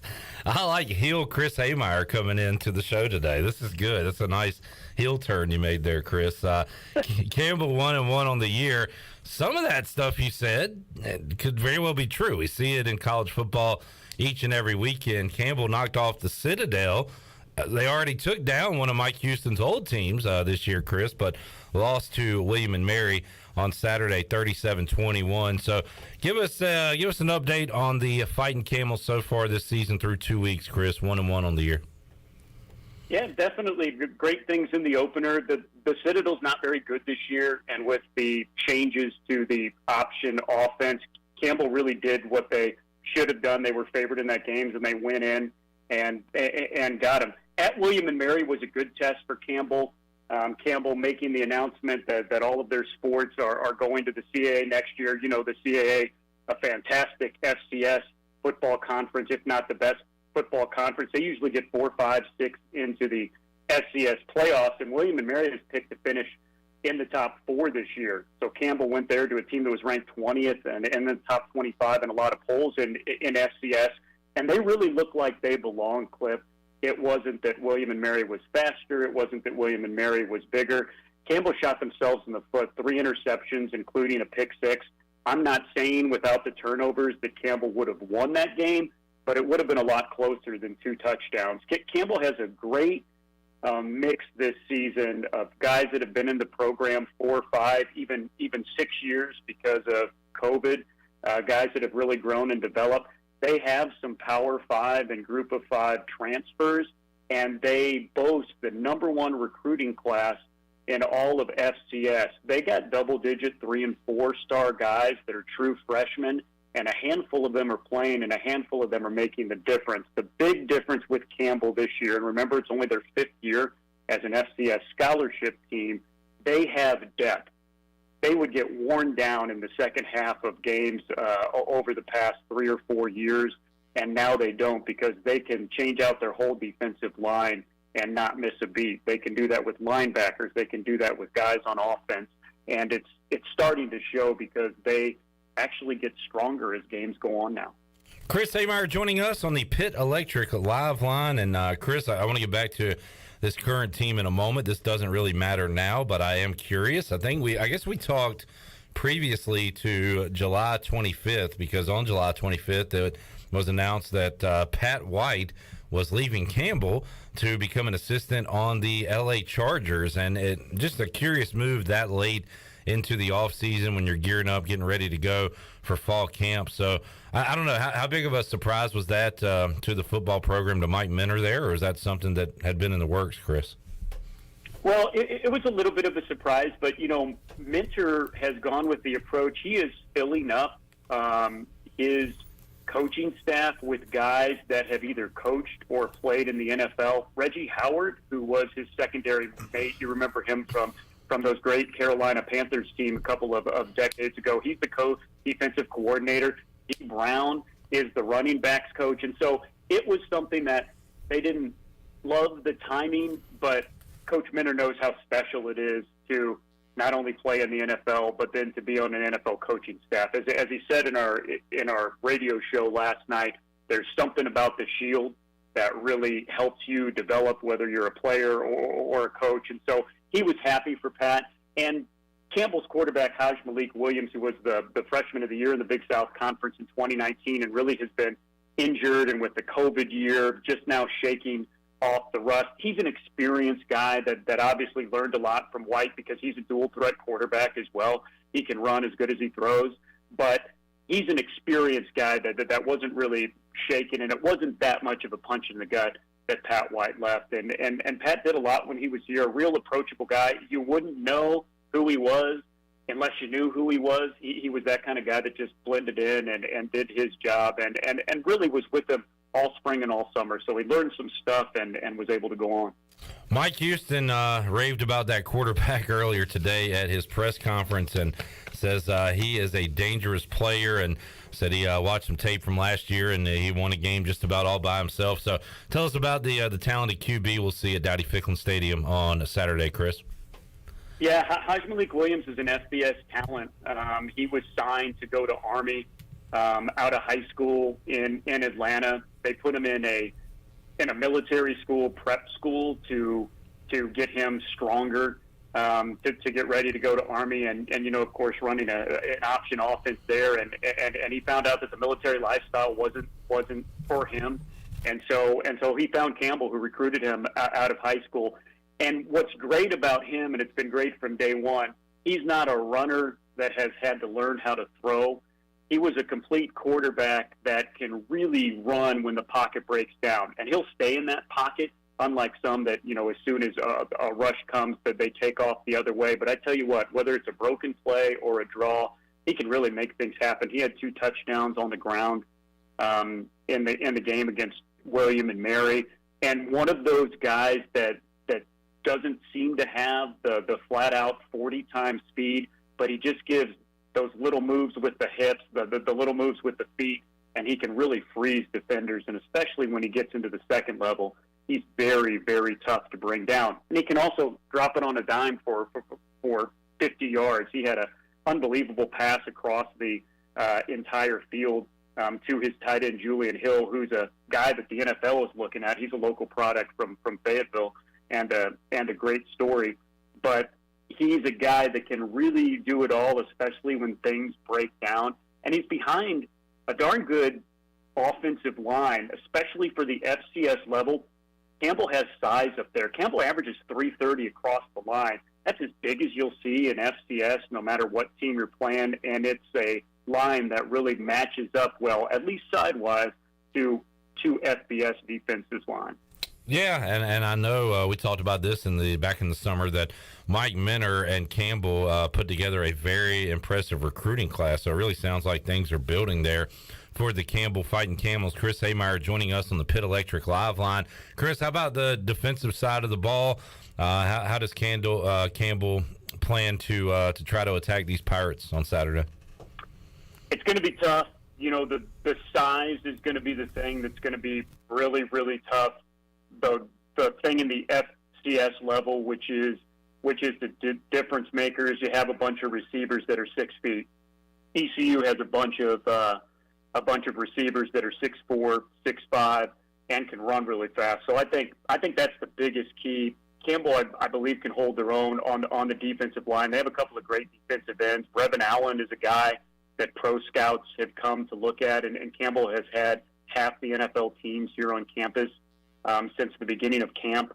And so he's for real. He's a guy that's a Shrine Bowl 1,000 nominee and a guy that they're looking at for a lot of things. The preseason Defensive Player of the Year in the Big South Conference. He was the Player of the Year in the Big South Conference last year.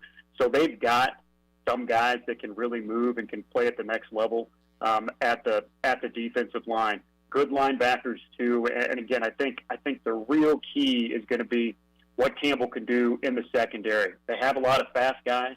They have great corners. They have great safeties that can stay with anybody. But can they get up and get that ball and out jump and out maneuver somebody that's 6'4" and 6'5"? Of course, with one of the most experienced quarterbacks in the nation, with Ehlers as well, somebody that knows what to do and knows his guy well. I think that's the big thing on the defensive side of the ball that worries you a little bit if you're the Camels. Talking to Chris Haymeyer on the Pit Electric Live line, looking ahead, North Carolina Central next on the docket after East Carolina for Campbell, and then it's Charleston Southern, Robert Morris, and then a date with Dion and Jackson State, Coach Prime versus Mike Minner, October 22nd. Campbell closes out the year with North Carolina A&T, Bryant, Gardner-Webb, Delaware State. So 2 games in, Chris, 1-1 on the year. Kind of looking ahead, big picture here. You know, what's the feeling there in Bowie's Creek about how this 2022 season goes for the Fighting Camels? This is Campbell's most talented team. This is Campbell's deepest team. This is a Campbell coaching staff. Mike Minner has a bunch of guys on both sides of the coaching staff, in the offensive room and the defensive room, that he trusts. This is his team and the team that he has put together to win the Big South Conference and make it to the FCS playoffs.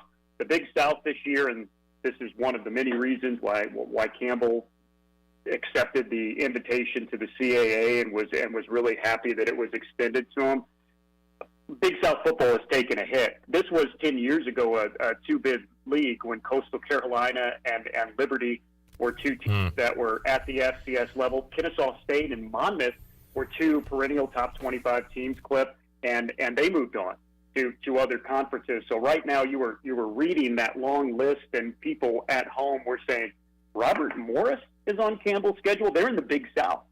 Charleston Southern is Gardner-Webb, but so is Bryant, that just moved up from Division II. They're in the Big South. North Carolina A&T is in the CAA and everything else except football this year.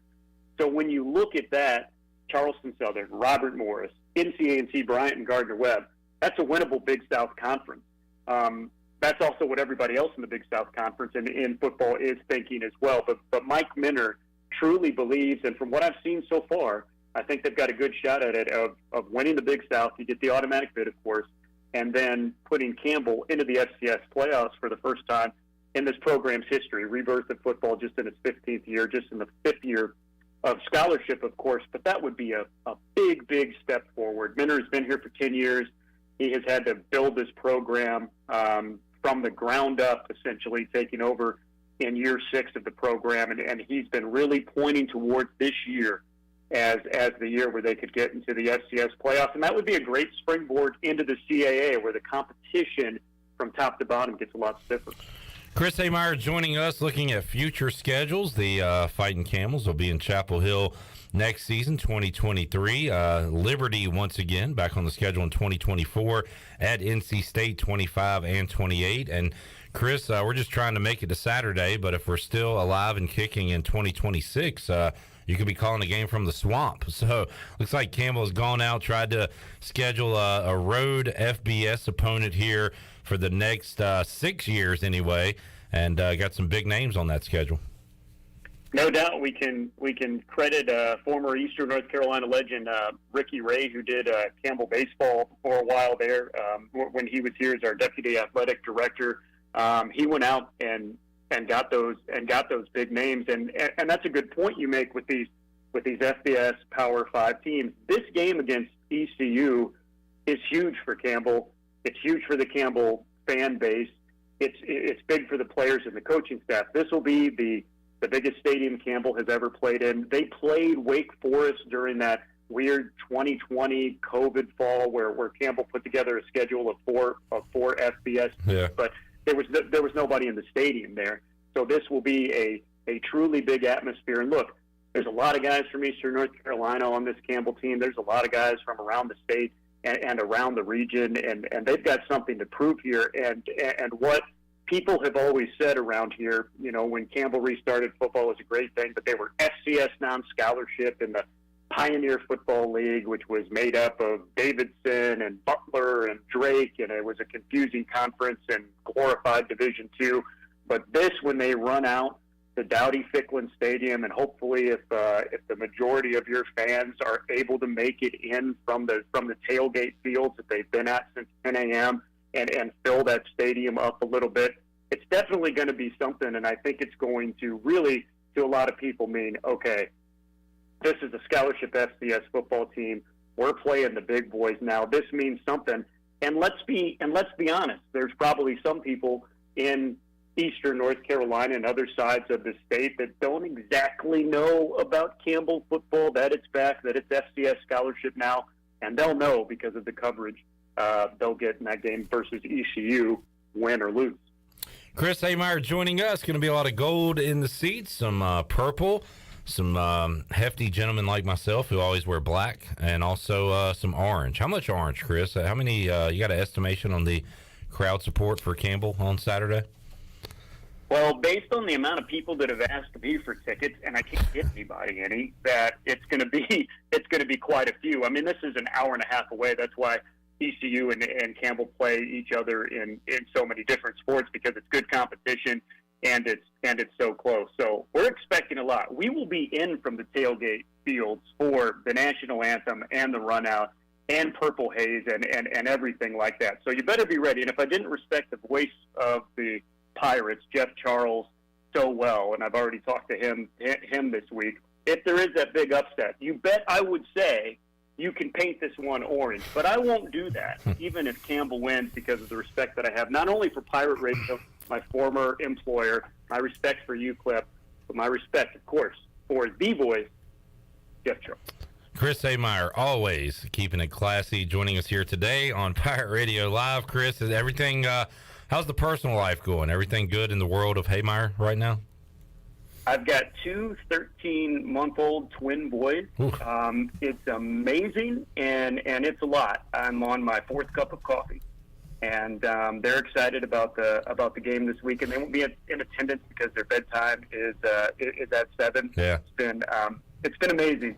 It's been a whole lot of fun, and I love being a dad, and they already. I mean, I think class of 2041, which if you want to be old, figure that out.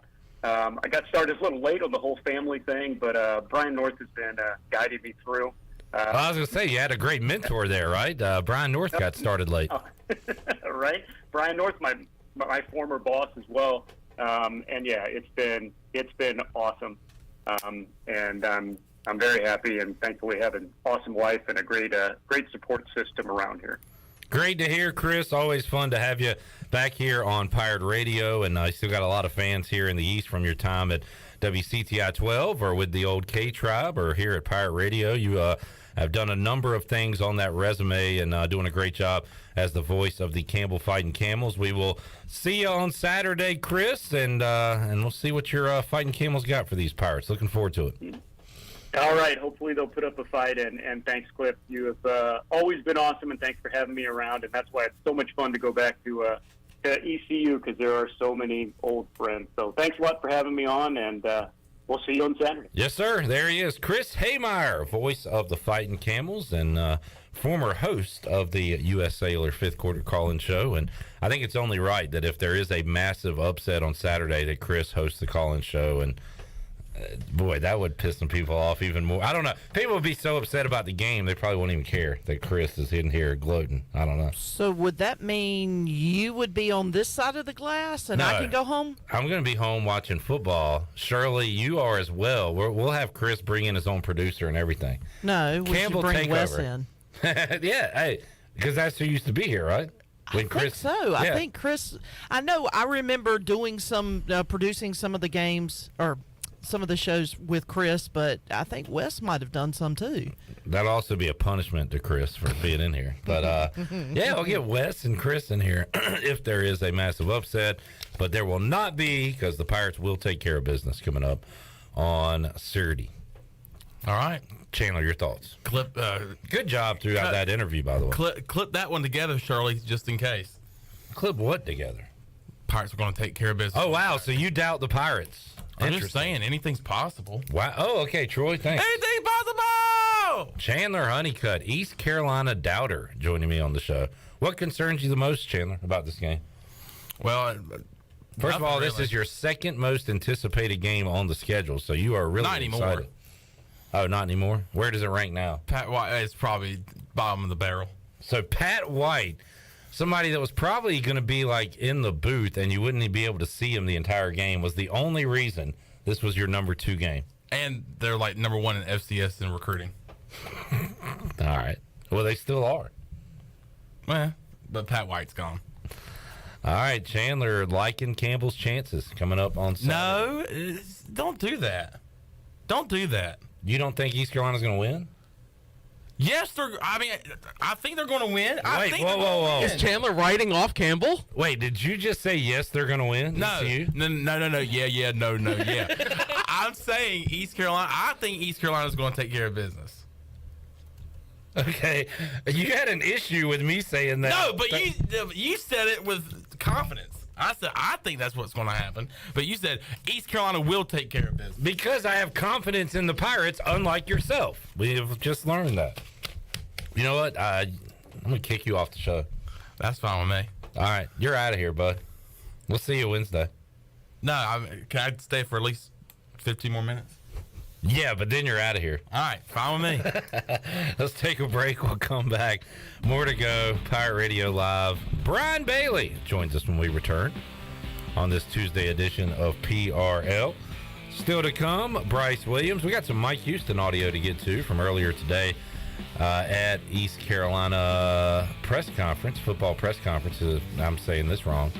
From Tuesday, because in my brain I'm also thinking of interviews that I don't have on that sheet, Shirley, that I would like for you to put up on your board, including Jira Wilson, Ryan Jones, and Jack Powers. What a name. Jack Powers. Jack Powers. Jack Powers on the tackle for the Pirates. And you have to say it like that or else it doesn't work. Jack Powers. Right. We have those interviews as well. So all that and more on tap. Pirate Radio Live on a Tuesday. Smash the like. Back with you after this.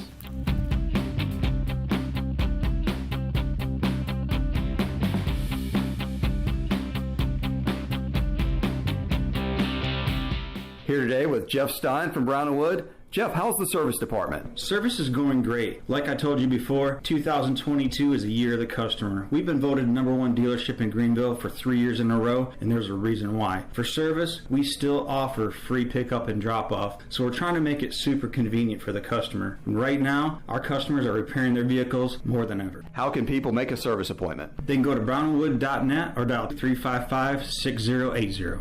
Country Mart has been locally owned and operated for over 40 years and is your premier country store serving the best cheese biscuits and country food around. Country Mart is open every day and has 2 locations in Bethel on Highway 11 and in Stokes on Highway 903. Both Country Mart locations are top-of-the-line fuel stations serving Shell gas, including 93 ethanol-free high-octane gas, which is the best for all you boat owners. Country Mart, fueling you up with great food in your engines with great gasoline. Go Pirates! Hi, this is Jeff Charles for my friends at Ed Watkins Marine. I've known Ed personally for years, covering his winning performances on the football field and on NASCAR's pit road. Now Ed is winning on the water, and you get to win too. You win with awesome prices on boats from Ed Watkins Marine, and of course, great service after the sale. If you're looking for a new boat, contact Ed Watkins Marine today. They will deliver anywhere. Find them online at edwatkinsmarine.com and tell them The Voice sent you. Hello, Eastern North Carolina. If you're looking for a great place to work with competitive pay and a multitude of advancement opportunities, Pitt County Schools is hiring. We employ over 3,500 people, and we're one of the largest employers in our community and region. Pitt County Schools is currently seeking teachers, bus drivers, school nutrition personnel, facility staff, custodians, clerical staff, and more. We offer advanced leadership opportunities for our educators and competitive pay for our skilled labor force. Come work for a diverse, thriving school system and be an important part of ensuring success for the students of Pitt County who are the future of Eastern North Carolina. To fill out an application, visit our website today at pittschools.org. That's pittschools.org. And remember, education is truly a team effort. Pitt County Schools. Live and lead.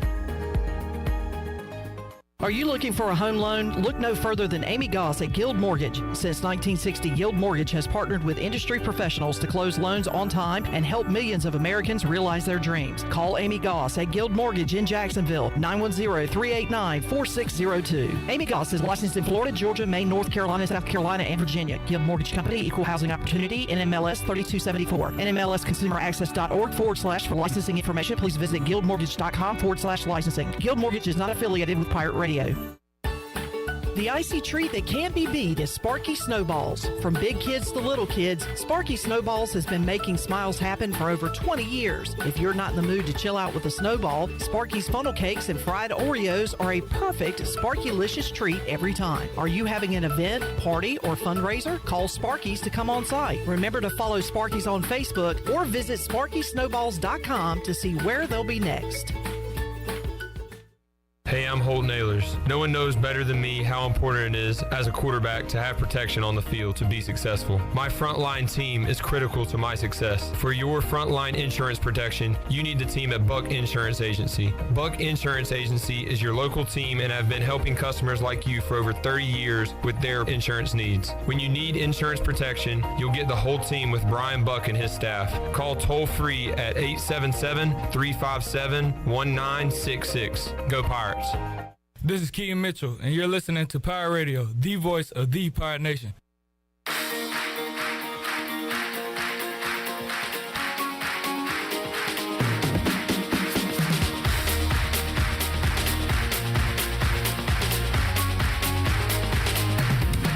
You're listening to Hour 2 of Pirate Radio Live. This hour of PRL is brought to you by First Bank. Together with our customers, we're creating a world where individuals and communities thrive. Visit the First Bank location on Arlington Boulevard in Greenville for all your personal and business banking needs.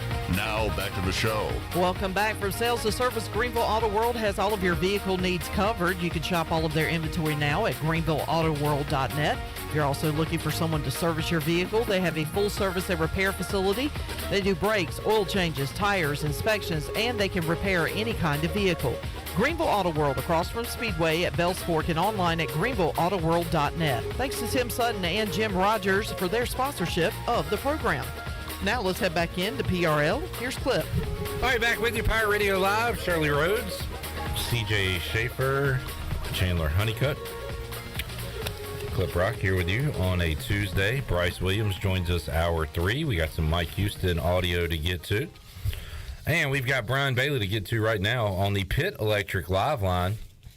Pitt Electric is your trusted electrical partner since 1981, Eastern North Carolina's premier electrical contractor for the past 40-plus years. And Pitt Electric is hiring. You can join the team today by going to pittelectric.com. BB joins us here on a Tuesday. Bailey, how you doing today, man? Great. How are you? Doing great. Hey, good to hear you're great.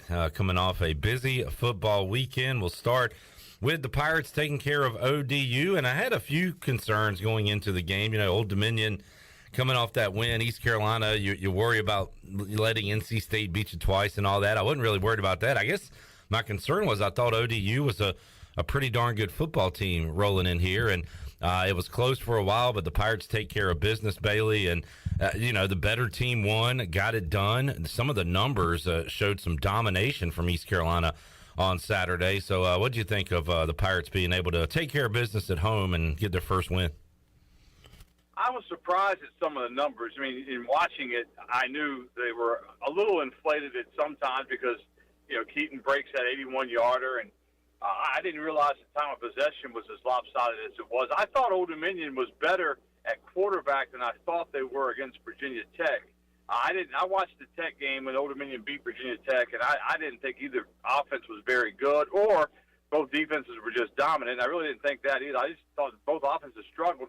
I thought Old Dominion was better offensively than I thought they would be, but I think that East Carolina, when they needed to clamp down on defense, and then, of course, the running game, they just warmed down in that second half. And, it's great when Keaton gets loose in the secondary. Nobody's going to catch him. That was fun to watch. And it turned out to be, kind of what we thought it might be. The point spread, I think, was around 12, and Old Dominion kept it, relatively close until that fourth quarter. But good teams dominate late, and that's what East Carolina did. Pirates going to be a hefty favorite this week. Haven't seen a line yet, but there will be one if there's not already eventually for ECU and Campbell. It'll be the Camels' first trip here to Greenville to take on the Pirates, Mike Minter's program, and they're trying to build things in the FCS. I know they had a really good recruiting class, I think right up there with Deion Sanders' Jackson State team. So trying to build something there, but this is one that we should be able to see a lot of backups at some point in this game, Bailey. Well, you say that, but then you talk to Coach Houston, and you have to kind of whittle through how much of what Coach is saying is what he's trying to tell his team and how much he really believes it. But I know he's got a lot of respect for Campbell. I know that just in I guess his experience with James Madison and seeing what some of those teams through the years have been able to accomplish. And I think that he said that he thinks this might be the biggest set of linemen that his Pirates will see all year, which really tells you something with the teams that the Pirates play, all year, the NC States, the BYUs. So that part of it, I think is a concern for Pirate fans. I do think that obviously East Carolina has much better skill personnel as far as that goes. But it was interesting to listen to him talk. We talked to him before the press conference today, then listening to the press conference, and I did a little interview with him afterwards. And I see genuine concern, although that's what coaches do, and he's got to get his Pirates to understand that if they go out and lay an egg, that win over Old Dominion doesn't mean anything, and they're back at square one. All right, that's what Mike Houston thinks. I think that we're going to see a lot of backups, and it'll be a blowout. So let's hear what Brian Bailey thinks about it. What's your opinion on it? I think we're going to see a similar game to what we saw against Old Dominion, but I think East Carolina will take control earlier. They may take control late in the second quarter, early in the third, and then either pour it on or cruise from there. I think it's kind of a combination of both. I don't see Campbell coming into Dowdy Ficklin and winning. I didn't realize they haven't played since 1939, so that's a long time between games. We tried to find some video of it, but we're not sure if there was any video at that time. You need to find a surviving member of those teams and talk to them on Channel 9, Bailey. Yeah, if we could find somebody, but that's a long time. That it is. And look, we saw Charleston Southern come in here last year and That quarterback, Jack Chambers, is still giving me nightmares. He was fantastic, and they hung with him, put a major scare into East Carolina. So, we've seen it before, and FCS teams have knocked off FBS teams before, but I don't know. I love the business-like mentality this team has. Coming off a loss, coming off a win, they're able to stay balanced, and that just gives me hope that they're going to take care of business Saturday and moving forward, Bailey, just be in and have a chance to win every game they have on the schedule this season. And we haven't been able to say that for a while. Yeah, that's right. And I think that's really what the whole mindset of that East Carolina program is under Mike Houston is that, hey, if we go – it's kind of like the Cliff Godwin theory that he's always said, if we go in and play our brand of ball, we're going to win the game. Yeah. Wins will take care of themselves. And I think that's the same thing we're seeing with football right now is that Coach Houston's got a team now that he doesn't have gaping holes all over the place. He's got a very solid program. And as you said, I think, you look at the schedule, the most difficult game on the schedule left is the trip to Provo to play BYU. Yep. Other than that, and there's some difficult games, don't get me wrong, but I think there are games that the Pirates will definitely, compete in each one of those games and as you said, have a chance to win each and every one of them. And for those of you not that impressed with the East Carolina victory over Old Dominion, well, the Sun Belt had them a day on Saturday, and East Carolina is not one of those teams that's being talked about right now, along with Notre Dame, Texas A&M, and Nebraska. All those teams lost to Sun Belt teams. East Carolina took care of business. How about that wild Saturday, Bailey, just for teams in the Sun Belt alone? And that was really crazy to think. And we're kind of at the mindset that we respect the Sun Belt because we've seen what Appalachian State can do through the years. We know what Georgia State did to East Carolina, a couple of years ago. So we understand how good that league is. Some folks may not, but that was crazy. What they accomplished on Saturday kind of rivals what the American has been able to do at times. How the American now they can boast that they had Cincinnati in the playoff and some other things like that. But that was a huge Saturday for that league. And we got a couple of calls after the game on Saturday night about, should East Carolina be looking to get into the Sun Belt? And, my answer is, well, what does the dollar figure say? If it's more lucrative to be in the American, you certainly don't take a pay cut to join another league. Now, from a making sense standpoint, geography standpoint, like basketball, yeah, it'd be great to have those rivalries with teams like that, Old Dominion, James Madison, App State, and so on. But it all comes down to dollars, right, Bailey? And we'll see what happens with the next agreements with the TV contracts. But the Sun Belt is trying to make their claim. They have done a good job of making their conference regional and also very competitive in football. But I'm still not willing to say it's going to be more lucrative to join the Sun Belt than it is to stay in the American. No, it's certainly not. Right now, it's apples and oranges. Yeah. And what the Sun Belt's going to try to do, obviously, is what the Americans have been able to do is just raise their stock and make better deals down the road. But for right now, the American is where East Carolina needs to be. Although I agree with you, I think the regional games and rivalries are just that makes for it's if you're a fan of a football team. It's fun to get up on a Saturday and drive to where you can watch the game, whether if it's a home game, obviously you're close, but if it's an away game, if you can go to Raleigh in an hour and a half and watch a game, if you can go across the state to App State and watch a game, I mean, maybe you go a night early, but those rivalries are that's what leagues were meant to be like back in the day. The ACC started that way, and at some point we lost focus of that, and everything's a national league. I'll never forget Terry Holland when he was athletic director, and he had a big press conference, and he said, the reason we're bringing everybody together is that all of a sudden conferences have become, national leagues pretty much. You have to travel by plane everywhere you go, and we want our non-conference slate to be, a regional type slate. We want to play regional games, and somehow we're going to do it. And he was able to put together the Virginias, the Virginia Techs, the state North Carolinas, Dukes, Wake Forest, trying to play those teams, and that's what you have to do now. Brian Bailey joining us on the Pitt Electric Live line. Bailey, I got good news for you. The Cowboys weren't the biggest disappointment of Week 1. How about Denver at the end of that game last night? Nathaniel Hackett, first-year head coach, seemed absolutely lost at the end of that game.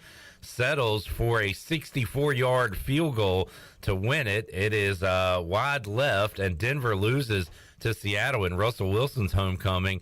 And I don't know, man. I don't know if he got caught in the lights. There's no way that was the plan the entire drive there, to just let a minute roll off the clock and settle for that field goal. It was laughable. I'm just trying to figure out how he had Mike McCarthy on the headphones. It was baffling. It was bizarre. I mean, I'm watching the game and I'm like, why aren't you calling a timeout and set your play up for fourth down? And why aren't you? You've got Russell Wilson back there who can run it, can pass it. I mean, who's done so many wild, magical things on that field over the years, and they take it out of his hands. And I saw so many. I saw the odds or the percentages of 64-yard field goals compared to the percentages of Russell Wilson on 4th and 5. I mean, it was mind-boggling that, because if you go for it on 4th and 5 and you don't get it, the game's over, obviously. But I like my chances of getting that 4th and 5 a lot better than a 64. I don't care who's kicking it. I mean, they were acting like, hey, he can make it from there. Well, yeah, he can, but he didn't. And that's just, that was crazy. I was stunned watching the end of that game. And that comes after 2 fumbles on the 1-yard line. Everybody is killing Denver for using Melvin Gordon at the 1-yard line. Use Javonte Williams. He's your big back. Put it so they use him the next time he fumbles. It was just, I mean, the Broncos fans have to be sick. The good news is there's a lot more games left, but it stinks to start 0-1, and I can't relate to that being a Commanders fan, but you can being a Boys fan. I can relate. And as a Cowboy fan, they looked so good last year in the opener with Tampa Bay, and they lost. Right. You went away from that game thinking, hey, they got a chance to be, they're in the NFC East. They got a chance to be pretty good. And they were good. Good last year. Yeah. And they should have, when you get to that point, playoff games are so precious, and you can't lay an egg in the playoffs, and they did against San Francisco. So you come around this year, and they've got some holes, and it didn't help with the injury with Tyron Smith, and they've got so many things going on, and as bad as they look, and then when Dak hurts his thumb, it's like now they're in desperation mode where they've got to figure out a way to scramble and try to win as many as they can until Dak gets back. And when Dak gets back, they're not going to go undefeated. So I mean, they've got they got a lot of work to do, and if I liked what I saw out of the NFC East teams, I mean. I don't think we're the NFC least this year. I think the Eagles have a lot of talent. I think they'll be tough to beat. I think the Giants, if Saquon Barkley runs like that all year, they're going to be right in there. I mean, as far as that goes. So the more games everybody wins, the worse it is for the boys. And maybe that's what Dallas needs. Dallas might need one of those 4-13 seasons, get a great draft pick, get rid of the coach, find a general manager, go from there. Find it. Okay, everything you said was possible until the end. We went over it yesterday on Pirate Radio Live. Jerry Jones, Stephen Jones, Jerry Jones Jr., Charlotte Jones. Those are the people in charge, Bailey. There is no general manager. Jerry is the general manager and always will be. Yeah.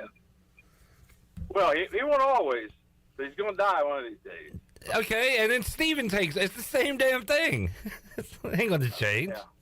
Well, I'm thinking. I do think that there's a chance that when Stephen takes over, there may be something. I think Stephen has seen through the years that maybe we need to go a different route. But obviously, he doesn't have any say so with his dad. Yeah. But I don't know. I think they. Yeah. And then if you get a GM in there and they don't do any good, then you get another GM. I mean, it's just if the general manager's job through the years with the Cowboys had come up each time for what Jerry Jones did, he'd have been fired 4 or 5 times. So.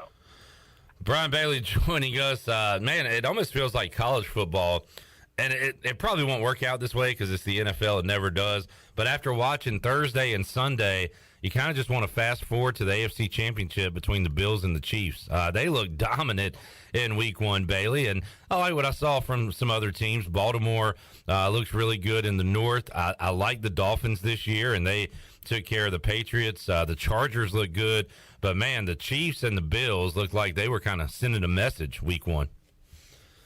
I watched the whole Bills game, and they were just totally dominant. And then the Chiefs, they scored so many points early. I turned that game off and watched something else. But, they were both looked really, really good. And, it's I guess, ESPN does the overreaction Monday and stuff. But But I tell you, I didn't see a flaw in those two teams. And, Yeah.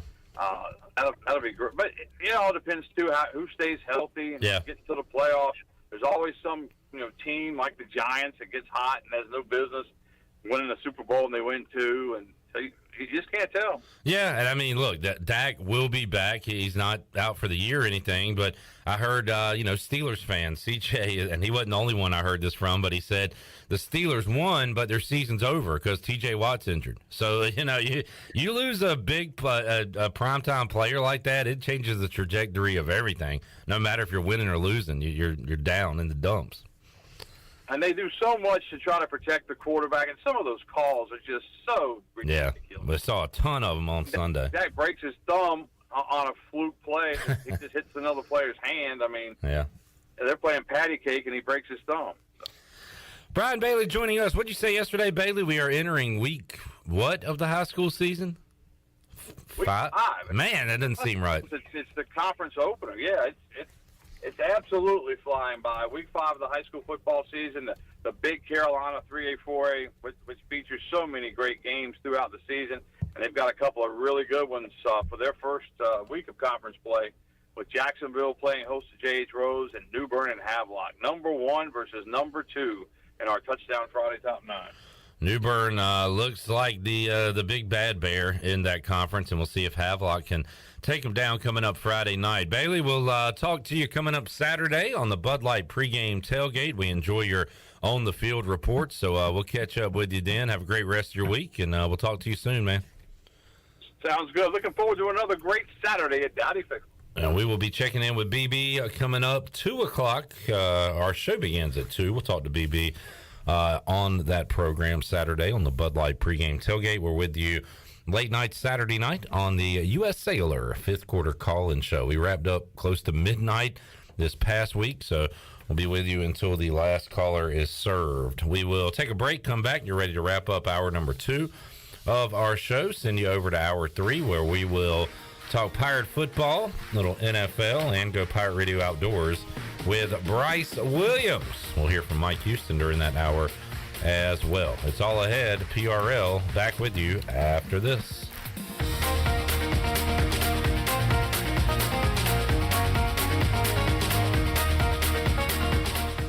Beauty Bar Medispa wants to know if you are ready to fall into beauty. October 7th through the 14th, all services and products will be on sale. Botox, filler, painless laser hair removal, facials, RF microneedling, rejuvenating laser treatments to treat brown spots, wrinkles, texture, veins, and skin tightening. And now, the only facility in the area to offer non-surgical under-eye fat pad treatments. BeautyBarMedispa.com, Red Banks Road, Greenville. Go Pirates!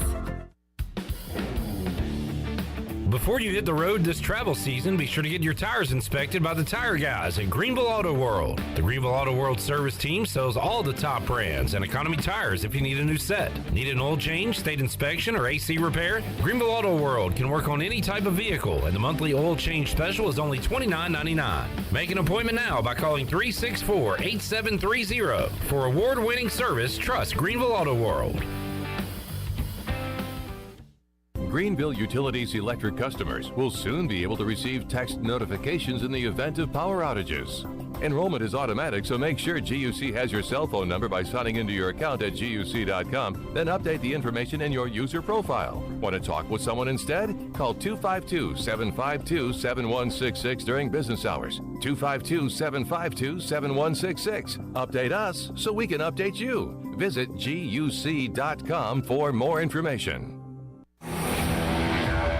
The best burgers around. Everyone loves a thick, juicy, and fresh burger. Tiebreakers in Greenville, plus the all-new Tiebreakers in Winterville, do real burgers better than anybody. So don't just go to any burger-themed restaurant chain. It's time to break the chain and eat local. Tiebreakers, real burgers at its best. Everybody loves burgers. It's summer's last hurrah, and at Bostic Sugg Furniture, we're ending it in style with 3 ways to save on the most fashionable looks for your home. Save double the sales tax, plus 6 months special financing, plus 20% off accessories to complete the look. Change your mattress, change your life. Buy a mattress, get up to 48 months special financing. Plus, visit Facebook and ask about our Hot Buy store-wide. The sun may be setting on summer, but not the savings at Bostic Sugg Furniture. Hi, this is Jeff Charles, and welcome inside the booth. The NIL deals are coming fast and furious. I'll have some thoughts after this. Just like Pepsi, Avery Jones from Havelock, born in Eastern Carolina. It's that time of year again. Football season is upon us, and those of us that live in Eastern North Carolina know what a special time of year it is. This is Landon Minges with Minges Bottling Group. I'm the 4th generation of my family to have the honor of distributing Pepsi-Cola products to my neighbors in Eastern North Carolina. For over 75 years, my family has taken pride in this great responsibility, and we are proud to have remained locally owned and operated for over 7 decades. When you purchase a Pepsi in Eastern North Carolina, you are supporting your community and keeping those dollars right here in your own backyard. Support local, drink Pepsi, go Pirates.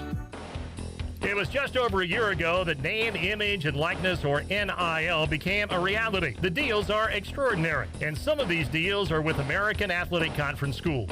The teams ECU competes against. SMU is paying every football and basketball player $36,000 per year. At USF, the Bulls' offensive line has a deal with Hooters. It seemed totally crazy when, back in the spring, Ohio State coach Ryan Day said he needed $13 million for his football players. Now, quarterback C.J. Stroud, the odds-on favorite to win the Heisman Trophy, is cruising around Columbus in a $200,000 Bentley. What gave SMU the death penalty in the 80s is now legal and even applauded. Do you think things have changed with college athletics? Come on back again next time, and we'll visit inside the booth. Hi, this is Parker Bunch. When I'm not hitting dingers or going viral, I'm listening to Pirate Radio, the voice of the Pirate Nation.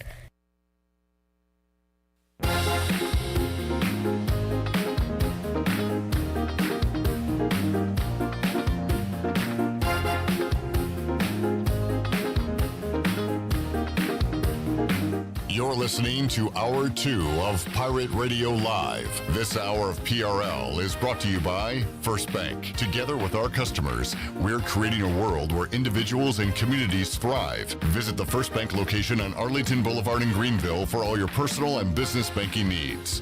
Now, back to the show. Welcome back. Did you miss a show on Pirate Radio? Well, you can listen to all of Pirate Radio's archived local programming by subscribing to us on Apple Podcasts, SoundCloud, or Spotify.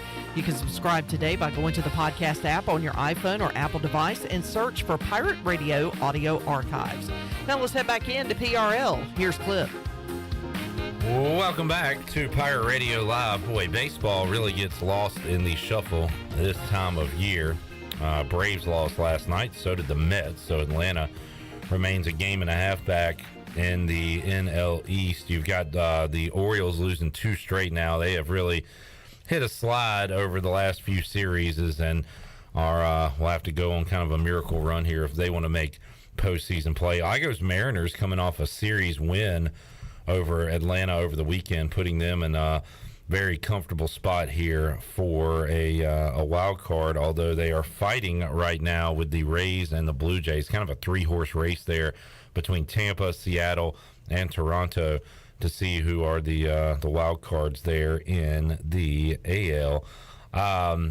Also wanted to mention this, Alec Burleson getting his first hit over the weekend. That was pretty cool to see, a shot up the middle for a base hit. And then earlier today, was it earlier today? Because you had this pulled up on your computer, Shirley, when you walked away. I went over to your computer to do some work, get the Mike Houston audio, and noticed you had Rubber Ducks and Bay Sox pulled up, I believe, and for good reason, because there was some pirate-on-pirate crime going on earlier today. Gavin Williams facing Connor Norby, and Gavin only faced 13 batters today, so he got to face Norby twice. And I believe, I know he struck him out once. Was and the other he walked him a the walk. other time. Yeah. So he felt bad for him the second time around, gave him a walk. So Norbs reached once on Gavin Williams, but that had to be pretty cool for those guys. A couple of professionals facing off the former Pirates. Gavin got him once. Norby got a walk. And cool to see those guys playing each other earlier today. Yeah, the Rubber Ducks pick up a win. Bowie trying to stay in the playoff hunt. They are a couple of games shy. I think they're 3 games under 500. And they're trying to continue their season. Akron got the win 3-0. Gavin did not get the win for the game. He only pitched 3 innings. He allowed 3 hits, no runs, and I think it was 2 strikeouts and just the 1 walk that he gave to Connor. So, and Connor went over in the game. So, yeah, it was kind of interesting because the last time these two teams faced each other, Connor was not in the lineup. It happened to be his off night. And so I believe this was the first time this season that the two have faced each other. So I thought it was pretty interesting. And, of course, you know, Connor has been swinging a really hot bat right now. He had an incredible August, and he was really on pace to continue that in the month of September. And Gavin's been very, very consistent in his dominance on the mound whenever he's been starting. So I thought it would be a pretty good matchup, and it proved to be that way. Thank you for that update, Shirley. A lot of different ways you can consume our programming here at Pirate Radio. You can go traditional, listen to the radio, or listen online, or watch us on Facebook or YouTube. But a lot of people like the podcast version, and we've had a lot of questions, a lot of issues with Apple, and just been notified by the big dog that Apple Podcasts have resolved their issue with SoundCloud, and the Apple Podcast feed is updating again. So we've had a lot of questions about that. Should be good to go from here on out if you enjoy listening via podcast to our program. So wanted to pass that along to you folks out there. All right, let's get a break in. We'll come back. Hour 3, Pirate Radio Live. We will hear from Mike Houston, his weekly press conference earlier today. Had some high praise for Campbell. And hear from Bryce Williams, former East Carolina tight end, going to join us here on the program for Hour 3 of today's show. That camera's got a nice shot of CJ's hair for today, so you can tune in and check that out. More to go on Pirate Radio Live. Back with you after this.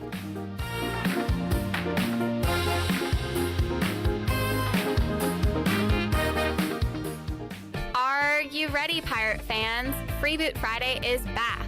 Uptown Greenville and the City of Greenville invites you to Freeboot Friday, the official pep rally of home ECU football games. Join fans for live music, food trucks, beer and wine, children activities, and more. The Freeboot Fun takes place from 5:30 to 8:30 p.m. each Friday before ECU home football games in 5 Points Plaza. Visit Uptown Greenville for more information, and as always, go Pirates!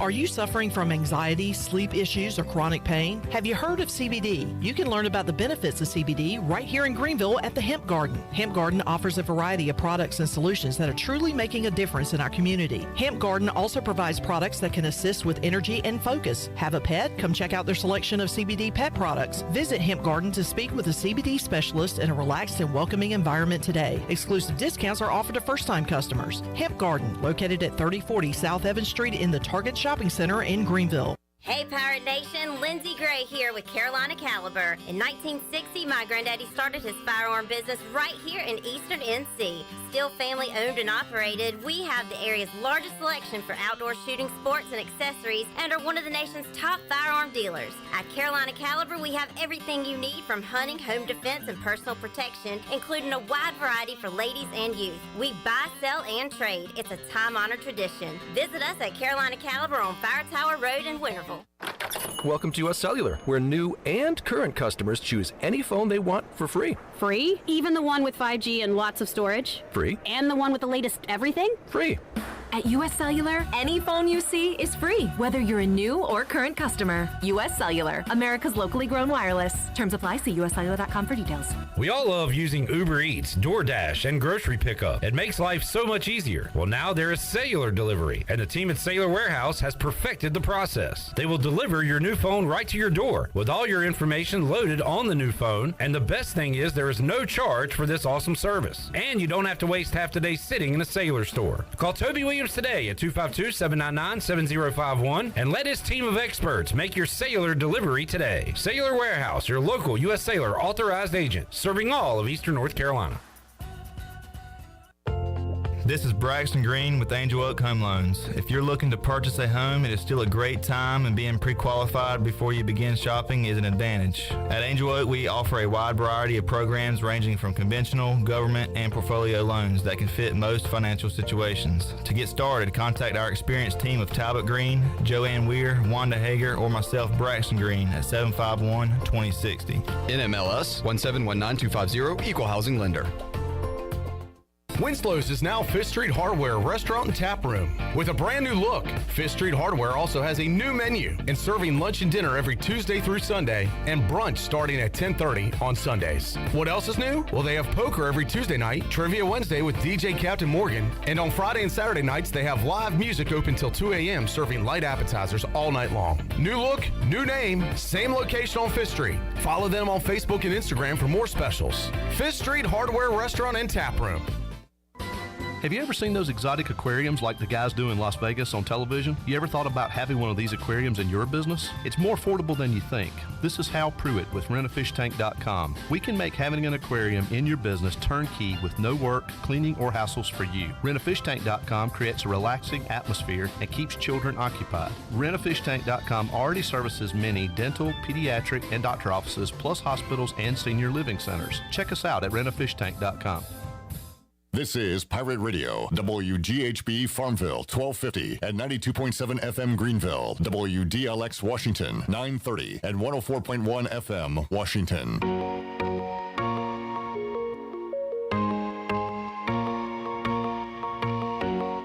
You're listening to Hour 3 of Pirate Radio Live. This hour of PRL is brought to you by Bud Light, reminding Pirate fans to stay in the game and drink responsibly. Bud Light, the official beer of the ECU Pirates, and proudly distributed by Carolina Eagle Distributing since 1989. Now, back to the show. Welcome back. At Angel Oak, they continue to make customer service a #1 priority. A local mortgage advisor is the key to your transaction success, and the combination of their local team's experience and Angel Oak's wide offerings of products from standard conventional, government, and portfolio loans has something for every financial situation. For more information, call Talbot Green, Braxton Green, Joanne Weir, or Wanda Hager at 751-2060. Now let's head back in to Pirate Radio Live. Here's your host, Clip Brock. All righty, Hour 3 of Pirate Radio Live. We got Shirley, we got CJ, we got myself, and we got a gentleman who's a brand new man. I saw the light, I was baptized by the fire in your touch and the flame in your eyes. I'm born to love again, I'm a brand new man. Man, sounded good today I for think some that's reason. good. I mean, that starting to get better somehow. It really is. Bryce Williams is here to my left. Hello, Bryce. Hello. I got a little concerned over the weekend. First of all, shout out to Bryce. 2 straight ECU football games to start the season. I haven't received one question about what channel is it on. So you're really you're growing up in that department. Yeah, the good thing I haven't had to think. Okay. Everybody else knows what's going on, so. Oh, okay. They got you covered. Just wait till I'm like home by myself. I also didn't get a single game text about, and I got to say, Bryce is kind of like a normal fan now. Usually I only get a text if he's complaining about something. Yeah. So maybe you didn't have many complaints on Saturday? Yeah, it wasn't too bad. I mean, obviously it was a little slow, but yeah, and it was like we were at my brother's house watching it, so a little distracted there. But yeah, I mean, overall, I think there's nothing for me to get too fired up about. Back-to-back games, Bryce, where East Carolina won the second half, and I think that trend started last year. So small sample size of 2022, but kind of looks like that might be like a stamp of Mike Houston football. Yeah. Solid second halves. We saw that again. Yeah, most definitely. I mean, that shows, obviously, I think, how hard the guys, worked in the offseason. They're not getting worn down, and the condition is good, and they're almost, they step it up and don't get tired. And obviously, I guess it seems they will either settle in or they're just starting to figure out the adjustments that need to be made. And that's all I was saying. I was thinking it was a slow start in the beginning. I was like, just casually watching it. And then all of a sudden we had those, the big run by Keaton Mitchell and then obviously Rajay and all that. So, yeah, the second half was a lot more exciting than the first. I kind of was not dozing off, but you know what I'm saying, just kind of more focused on eating and having a few cold snacks. What was on the menu there? We had pizza and wings. Oh, so classic. Yeah. Oh, yeah, for sure. I called Mom. Oh, yeah, you told us last week you had planned on that, right? Yeah, I was home, so I called Mom and said, hey, can we have pizza and wings and beer for the game? She's like, yeah, that sounds wonderful. So it was a good time. We watched in my brother's garage. It was fun. I did not realize these numbers until... So after the game, we're right here, fifth quarter. We're taking your calls. I'm looking at the stat sheet, but... there's a lot going on, so I'm a little distracted. So I didn't really look at it until Monday, Bryce. And how about these numbers on the UB stat sheet? Offensive plays, 86 to 44, ECU's favor. First downs, 30 to 12, ECU's favor. Time of possession, 41 to 19. Jeez. Rushing yards, 261 to 15. Dang. And then third down, ECU 10 out of 19, ODU 1 out of 9. I mean, God, it looks like they won 61 to 3. Looking at those numbers, that wasn't the case, but that shows you, a pretty dominant effort for East Carolina. Yeah, let's hope we can continue that little stat. 86. Hey, I'd like to see that hundo mark. Just see if we can get to the 100. Y'all did it a couple of times, I know. Right, that was Lincoln Riley's goal. Obviously, you can't do it every week, but y'all hit that a few times. Yeah, but 86. That's quite. I mean, that's almost double the amount ODU had, but those are impressive numbers. If we keep that up against our opponents, I think we'll turn out pretty good. Time of possession was because ECU had some good drives, especially there when they would get Rajay going for 4 or 5 a pop, and also East Carolina's defense forcing 3 and outs. ODU not good on third down. Also, ODU when they did score would hit like 2-play drives. Right. That was a concern. Yeah. That was and something they want to clean up. But ODU just did not have the ball a lot on Saturday night. Yeah, that's I was like I said, it was a little slow in the beginning, but picked up in the first half, and it was obviously always great to get a win. And of course, exciting to see Keaton Mitchell, break 1-4. Was it 60? It was. How about 81? Was it 81? 81. Golly, I was way off. Goodness gracious. Yeah, it was almost like I wouldn't have, when, you make, like Tiger Woods would putt and he'd start walking to the hole already. It was almost like, okay, I saw Keaton, get right past the linebackers. Yeah. And I just kicked back and said, okay, let's watch the race. It was exciting to see that. And then, of course, another tight end with a touchdown. I was going to bring that up. You got it Brian before I could. Yeah, Brian had the first. Did he have the first one or second one? Was it first? I don't recall how the scoring began. I think they scored before we got in our seats on Saturday. Yeah. Chandler and I went to the So, exciting for another tight end to get a touchdown. So, I would love for that streak to continue. At least one of the guys in the tight end group to get a touchdown each game would be cool to see. So, here's the tight end trend. You've had a touchdown score in each game. You've also had multiple tight ends have multiple catches. So, they combined Ryan Jones, Shane Calhoun, 5 for 57 yards and a touchdown. Is that good? I would like to see some more receptions and between them. But how about this? You've got Jalen Johnson 9 for 93, Isaiah Winstead 5 for 89. So they're taking up a lot of the targets and yards, but once again, I agree. I would like to see it get into maybe the 70s yardage for the tight ends, but most definitely. But still, spreading it around and back-to-back weeks with a tight end touchdown, pretty pleased with that. Most definitely. We can. I don't know how many different receivers we have. Was that 8 or 7? 7 different receivers getting the ball. The only one missing on this list from the previous week, no catches for Keaton Mitchell. Rajay had 4, and we talked about his drop on the show yesterday, which he said was his fault. So could have had 5. Yeah. But, no Keaton Mitchell in the passing game. Yeah, we throw him in there. Running backs, keep spreading it around.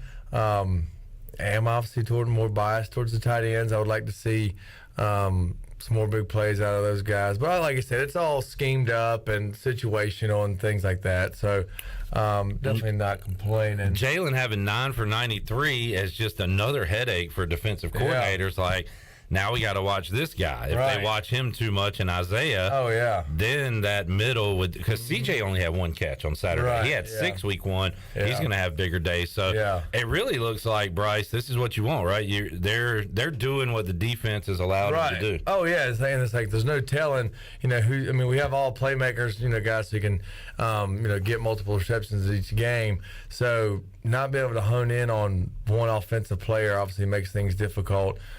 With obviously the core we have. Also, something Rick Smith always talked about as a defensive coordinator: eliminate the big plays, the home run plays. Now, ODU had some. Their receiver, Ollie Jennings, 8 for 200, 3 touchdowns, along a 44. He was getting chunks. Yeah. But on our side, Keaton, of course, had the big one. Marlon Gunn, did you watch the end of the game? The freshman almost ran one in. Yeah, I was hoping, because that was when we were watching it. It was funny because I really wasn't paying attention to the clock. I just saw his run. Was it down like the 4 or 5? It was something like that. And I'm like, daggum, there we go. And then I think I was talking to my buddy Hudson, and I was like, there's no way. Well, like I said, I didn't pay attention to the clock, but I was like, certainly we didn't see him in there. Like, they're not going to run the ball in with like one of Keaton and like take that. Because it's always funny when a running back, would make a big play, if he wasn't winded. Oh, yeah. And then take him out and then run the ball for another running back. Like, certainly not going to do that and let him score. But I realized the time was, obviously winding down, so they obviously took it out. But there's a term for that in the NFL, Bryce, and we saw it on Sunday. I have DeAndre Swift in fantasy football. Jamal Williams is their backup running back who plays a lot, but Swift had like 160 yards, and Jamal Williams had 2 one-yard touchdowns. Jeez. And they call them touchdown vultures. Yeah, they take away the touchdown from the guy that got him down. Yeah, most definitely. So I was like, man, I need to boy that, Gunn, Marlon Gunn. Gunn obviously worked hard to make an awesome play, and then to get yanked out tonight, get the touchdown. I'd be like, daggum, that's painful. But they took a knee. There is some story behind that, and I've been told by multiple people that before the game, an ODU player went up to Mike Houston, and Isaiah Winstead and others have said this. It was really one particular guy wearing number 13, if you want to go back and look. But apparently he went up to Mike Houston, said, you don't know my name. You're going to know me after this game, and was cussing at him and stuff and all that.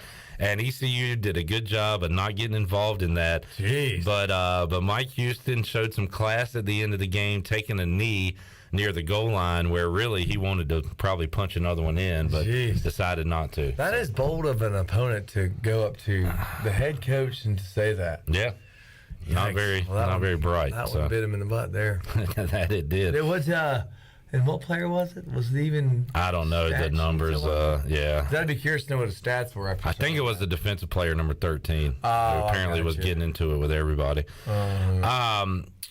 But explosion plays. So Keaton had one, Marlon had one. I don't know what you consider one in the passing game, but great to see Jalen Johnson, long of 27, Winstead 25, Ryan Jones 23. Those are good numbers. Yeah, I would say, an explosion. 25 plus, or you got to go more? I would think 25 plus is pretty dang good. Yeah, it's a quarter of the football field. Yeah, yeah. So I would say, again, 25-yard receptions, pretty dang good. Especially with multiple guys, having those those catches. Another stat, Bryce, on the UB stat sheet: 2 turnovers for ODU, 0 for East Carolina. Yeah. And when you're playing an upset-minded team like Old Dominion, they say turnovers are the great equalizer. Great to play clean football. Oh yeah, no, because we had well, never mind. I was thinking of penalties last game because we obviously were pretty penalty clean last week, and then turnover with none is obviously impressive. So obviously we're playing smart football, from those stats. I think they went from 2 penalties against State to 7 this weekend, which isn't a terror. Yeah. How about, I don't know if you watched any other football over the weekend, Texas and Alabama. Alabama was a huge favorite.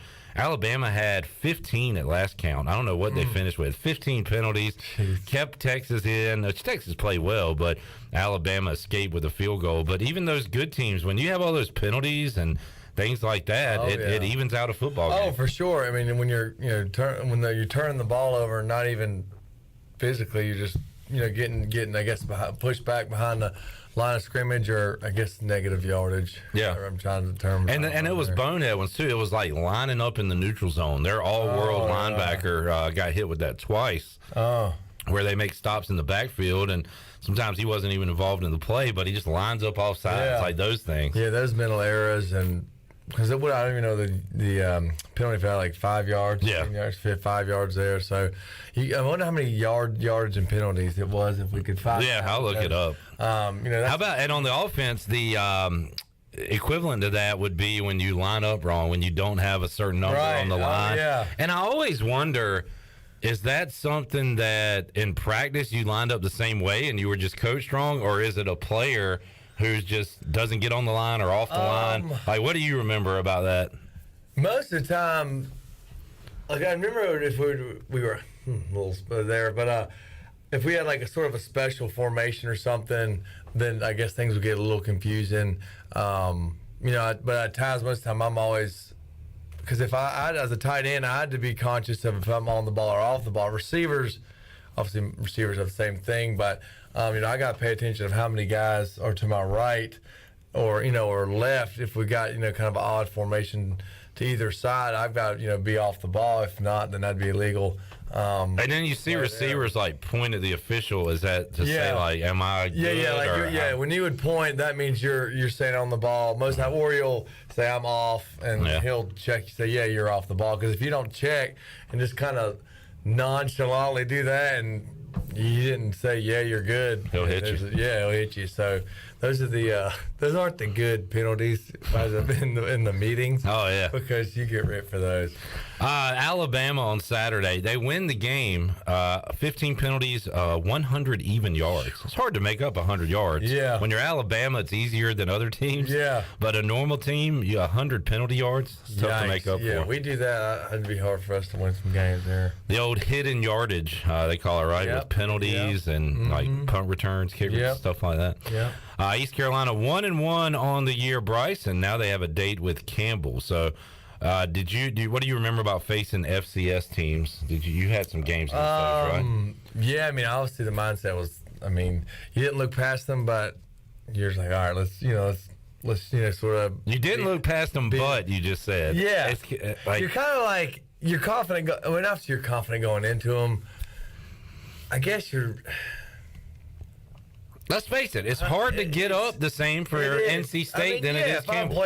For most definitely. So it's like, okay, it's a good win. It's a game. Of course, you're going to win every game. That's what I feel like. So, but we see Campbell. It's like, all right, let's beat these boys down. Maybe have a short day. Maybe get out by the third quarter. Yeah, there we go. That's a good thing. So let's have a short day. By the third quarter.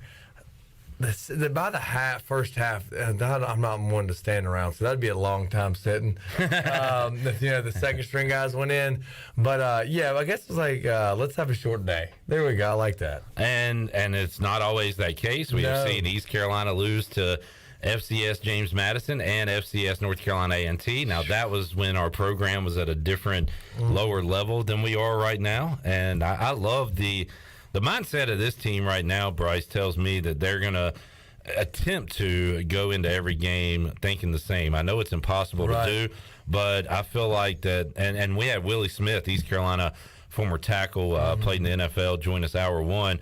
He said, you're playing against Campbell, but also you're playing against your best self. Like, I want to be the best I can be today. Oh, yeah. There's always that motivation. Oh, yeah, most definitely. It is. Like, how can I block better? Most of the time there's things I obviously see from last week's film or, during the week of practice, that you're wanting to correct and obviously get better at.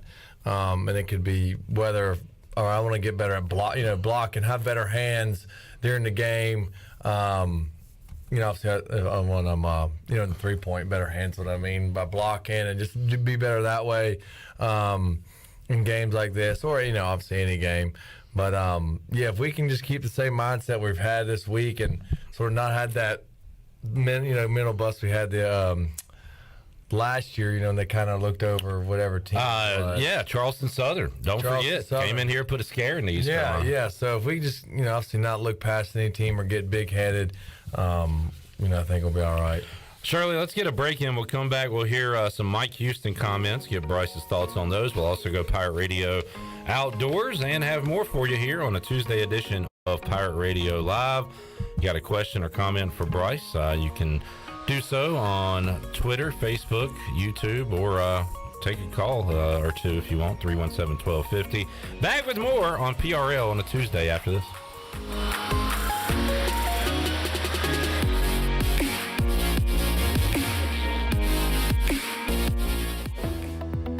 Hey Pirate Nation, this is Holt Nailers for my friends at ArcPoint Labs. Just as I trust my teammates, you can trust ArcPoint Labs to give you quick and accurate results for your laboratory testing needs. ArcPoint Labs provides insights and solutions to enable individuals, businesses, and communities to make informed decisions on their health, safety, and well-being. Visit any of the 6 Eastern North Carolina ArcPoint Labs locations or go to arcpointlabs.com. Go Pirates!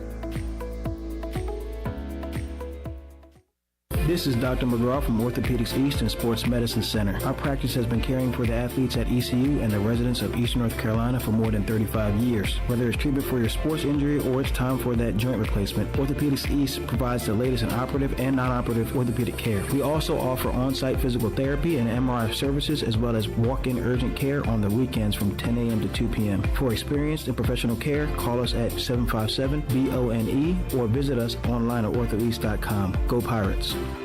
You're kicking me out of the family? No, just the wireless plan. At U.S. Cellular, we don't need 4 lines to get a great deal. Just $34.99 a month per line with unlimited data, even just one. That is a really good deal.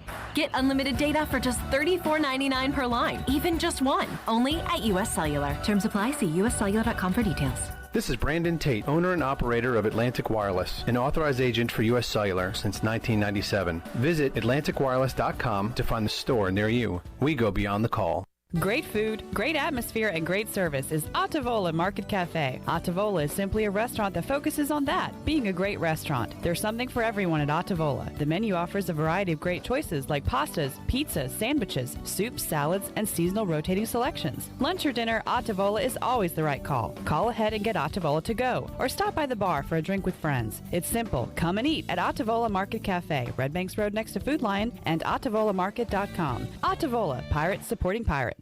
Hi, I'm Annalie Newhoff. And I'm Rob Campbell. And we are with CopyPro. We have been locally owned and operated here in Eastern North Carolina for almost 50 years. CopyPro is the leader in office technology. Does your business struggle with keeping printing costs low or producing professional documents? Here at CopyPro, total customer satisfaction is our #1 priority. We have a variety of solutions to help reduce your printing expenses and make your business more productive. Call us today at 1-800-682-6558 or online at copypro.net. CopyPro, we are the professional office systems people.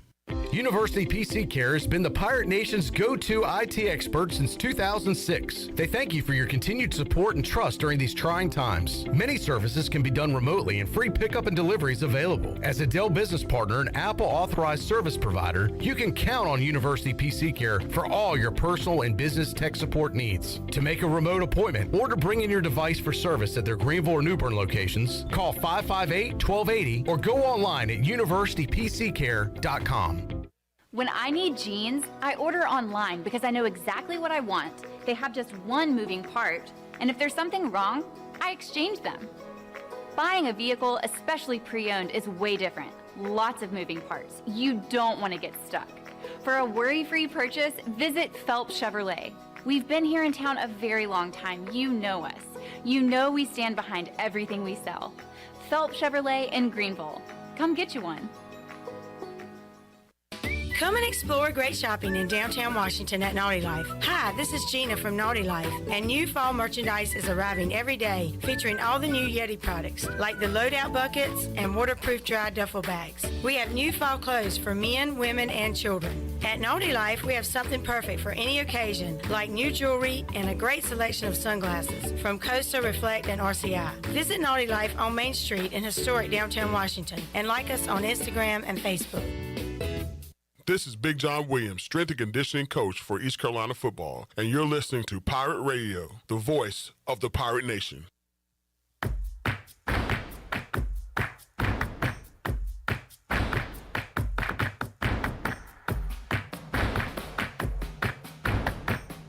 You're listening to Hour 3 of Pirate Radio Live. This hour of PRL is brought to you by Bud Light, reminding Pirate fans to stay in the game and drink responsibly.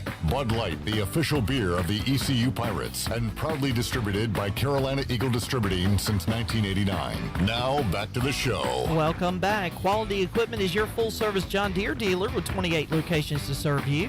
They are open in Winterville next to Sam's Club, or you can visit qualityequip.com to find the location near you. Now let's head back in to Pirate Radio Live. Here's your host, Clip Rock.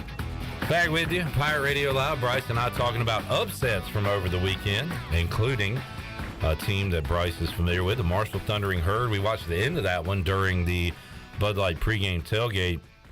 They go to South Bend and get the win over Notre Dame, Bryce. Crazy Saturday in college football when you include the other Sun Belt upsets. App State down at Texas A&M and Georgia Southern beating Nebraska. And I keep saying it. Look, I don't know if folks are beating their chest over beating Old Dominion, but it's better than the alternative. Yeah, you ain't kidding. I mean, Scott Frost got fired at Nebraska after the loss. Yikes. And Notre Dame's coach is now 0-2. They played great against Ohio State, hung with them, but they lose this one. You got to think his seat's already getting hot. And then Jimbo makes $1 trillion down at A&M. I guess he'll be all right. But man, it's a lot better to win than to get upset. They happen every single week, though. Oh, yeah. You never know what's going to happen, especially in the world of athletics by any means. But that's crazy to think the daggum Nebraska coach, one loss. Obviously, it's embarrassing. He had a lot of losses. Oh, did he? Yeah, it was kind of it was coming. That just expedited the deal there. The poor guy got paid out. Sorry. Yeah, I think he got, if they'd have waited until like after October, they wouldn't have had to pay him $15 million. So he got a nice $15 million They must have check just on the been way ready to get him gone. It had to happen. And the problem was they probably, and it's tough to say this, but like in the world of college football and reality, coaches get fired all the time. Mm-hmm. But he was one of their own. He was a great quarterback there, Scott Frost. So they probably gave him extra time they wouldn't have given to somebody else. Like, you're going to turn this around, and it never happened. Left from UCF to go there, former Central Florida coach when they were winning big. Dang. And, just never got it done there. At Nebraska, and Bryce, are you old enough to remember Nebraska being a power in college football? You're probably not. No, I don't think so. I remember seeing them as I was kind of in the high school. Yeah. But 90s, they won a championship in the 90s. Early 2000s, they were still kind of hanging on as a national power. And last 15, 20 years, they are just another team. Yeah. When you watch Marshall, do you say, I am Marshall, we are Marshall? Do you have any Marshall ties at all? No. I mean, it was a good time. That was sort of I enjoyed it. It was my, little stepping stone, obviously, to get here. But, no, I mean, there's no we are Marshall in me, really. I mean, I'm appreciative of them. But, no, I'm purple and gold. There you go. You're a pirate. There's no herd in you. No more. All right, Shirley, can we hear a little bit of Mike Houston? Let's hear his opening comments at today's press conference. By the way, we got video of this on our YouTube. You can check it out, Pirate Radio TV. Here is Coach Houston from earlier today. Good weekend this past weekend. Good to get a win at home. Good to get a win at home against a very good opponent. Old Dominion obviously came into the game after a huge win over Virginia Tech, and so quality team we were facing, and good to be able to get a quality win. Not overly excited about the way we played in the first half. Just thought. Just weren't very sharp offensively, not the way we want to be, and really had too many errors right there, and obviously, had a couple of big plays we gave up defensively that, kept Old Dominion in the ball game, and that kind of, just like to start off a lot better than that. I thought the kids played really hard, but I think we just got to continue to improve, continue to sharpen up some things, and continue to get better. Really pleased with the way we played the fourth quarter. Obviously, be able to pull away there. Wish we hadn't give up the cheap one late on just kid being too greedy. But overall, good home win, good 1-1 on the year. Really appreciate the fan base and the enthusiasm that they had on Saturday night. It was good to have, in spite of the weather, have a really solid crowd. They were very energetic, very into the ball game, and I think that's one of the great things that we're so fortunate with here at East Carolina is having a passionate fan base, and just really appreciate them. So we already flipped the page and moved on to a very good Campbell team coming in here this weekend. They are an old team with a lot of guys that have played a lot of snaps. They have a dynamic quarterback who had a great game in the opener, had a solid game last week. They return a massive offensive line.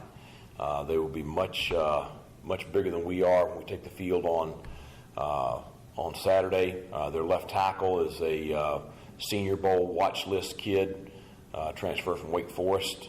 Very good player. Their other tackle is equally as large and a solid player. Defensively, they have the reigning Big South Player of the Year there at defensive end, and a very solid unit there. So, big challenge this weekend. Solid opponent.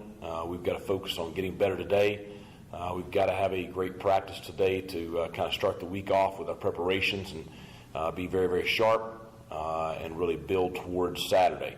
Looking forward to another home game, 6 o'clock kickoff. Should be great weather, family weekend, and so I would anticipate that we're going to have a large crowd and a full stadium on Saturday night. So it's great to be back at home again and great to be back in front of our crowd. All right, Mike Houston there is opening comments and talked about it a little bit there regarding being happy about the win but having a lot to clean up, and kind of went into more detail about that, and I want to ask Bryce about it. Let's hear cut 6, Shirley. Igo asked him, is it refreshing to be frustrated after a win, frustrated with mistakes rather than a loss? The 18-point win, you can take those frustrations a little easier. This is cut 6. Well, I mean, that's the plus. I told the kids that is, it's a lot easier to clean up mistakes after a win than after a loss. You sit here after a loss, and the mistakes crucify you because, I mean, it's just like the first game. I mean, they just haunt you. These, we got to get them cleaned up, because if you don't get them cleaned up, they're going to bite you in the rear end. But we're cleaning them up after a win, and that's I'll take that any day of the week.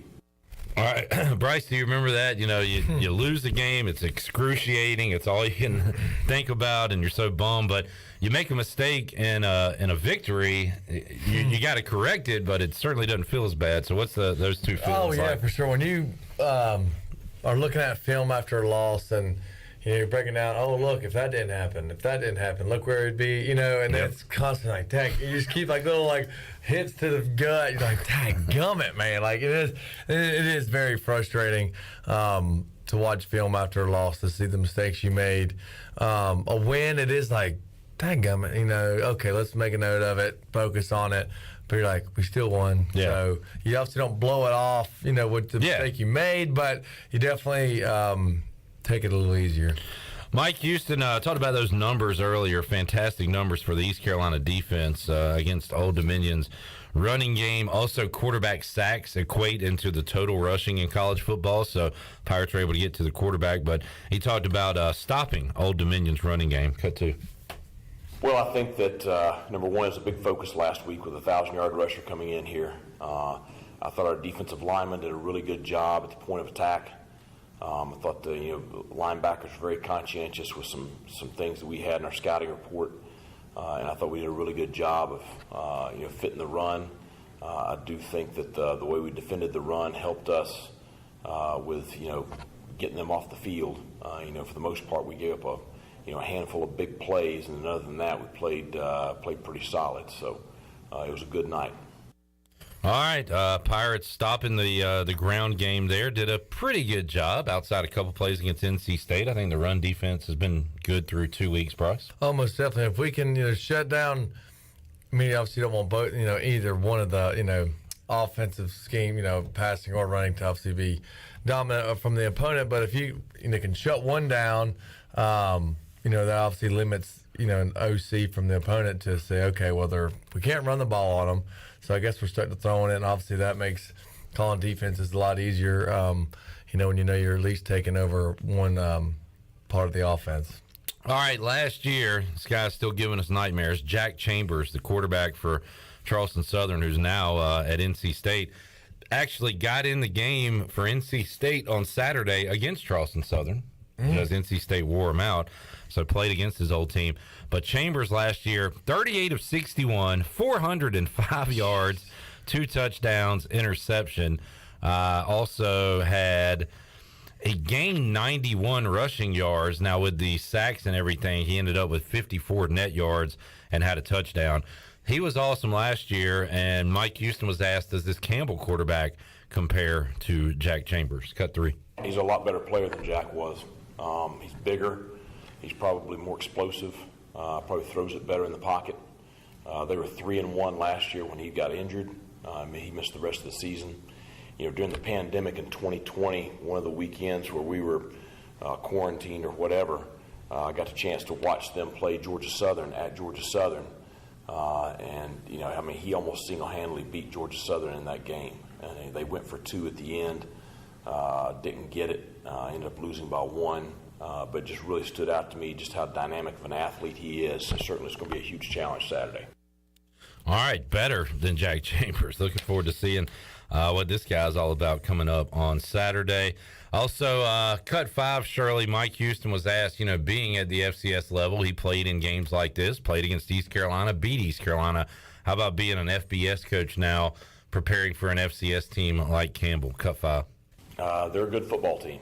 I could care less which classification we are, they are. They're a good football team, and that's the big thing. You know, we've got to have a great week of practice. All right, Mike Houston not going to worry about classifications, anything like that. He's got to keep the message the same, right, Bryce? Yep. Oh, yeah. You don't look down on the old FCS teams by any means because, like you said, obviously they're a good football team. I'm sure Campbell, that's like a law school, right? So their guys are probably pretty smart. Oh, you're going to say they're intelligent out there? They might be intelligent. A few mistakes. They're disciplined guys, you know, that know the game of football. I like it. All right, that's a good way to look at it. All right, let's take another break. We'll come back. We'll go Pirate Radio Outdoors and talk more with Bryce Williams here in hour number 3 of Pirate Radio Live. We're back with you after this.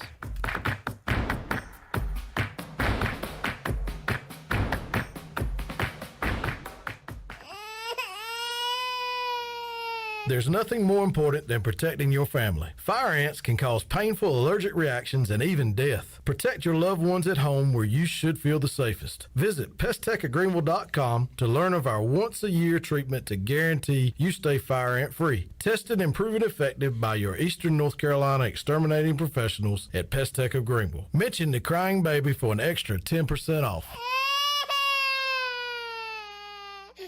Pirate fans, don't miss out on another exciting Saturday at Dowdy-Ficklin Stadium as East Carolina plays host to the Fighting Camels of Campbell. It will be the first time these two programs have met on the gridiron since 1939. That's 83 years. Tickets in the lower bowl are on sale for as low as $30. Don't wait because tickets are going fast. Call 1-800-DIAL-ECU or go to ECUPirates.com. It's the Fighting Camels and the Pirates at Dowdy-Ficklin Stadium Saturday at 6 o'clock. Flight by Yuengling is the next generation of light beer. For those who don't follow trends, but craft them. Flight by Yuengling is 12 ounces of uncompromised refreshment from America's oldest brewery. With only 2.6 grams of carbs and 95 calories, this is premium refreshment 6 generations in the making. Don't just raise a glass, raise the bar. Flight by Yuengling. Available wherever beer is sold. DG Yuengling & Son Incorporated, Pottsville, Pennsylvania. Please enjoy responsibly.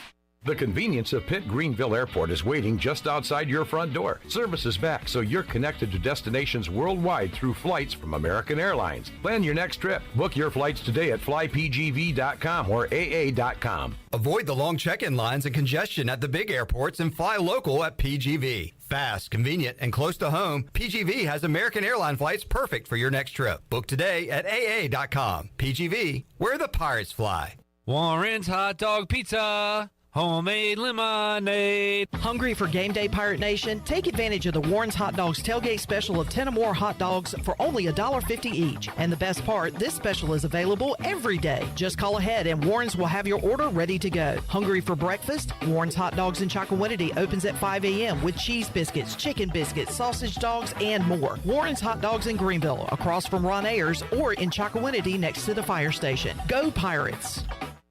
Hello, Pirate Nation. This is Kyle Gaines at Washington Chrysler Dodge Jeep Ram. We are growing, so is our service department. We're adding more space to provide a faster, more affordable service for you. Come sit down with our team and let us customize your next Jeep or truck. Have the freedom to pick out your own lift, wheels, and tires and more. Drive a little, save a lot when it comes to customizing your next vehicle. We're at Washington Chrysler Dodge Jeep Ram, located off 264 West in Washington, North Carolina, and online at WashingtonChryslerDodgeJeepRam.com. Dear past, present, and future football watchers, you know why we're here. The football season is back! Woo! That means those pregame barbecues with an ice-cold Pepsi? Totally back. Your perfectly placed football watching corner seat back and comfy as ever.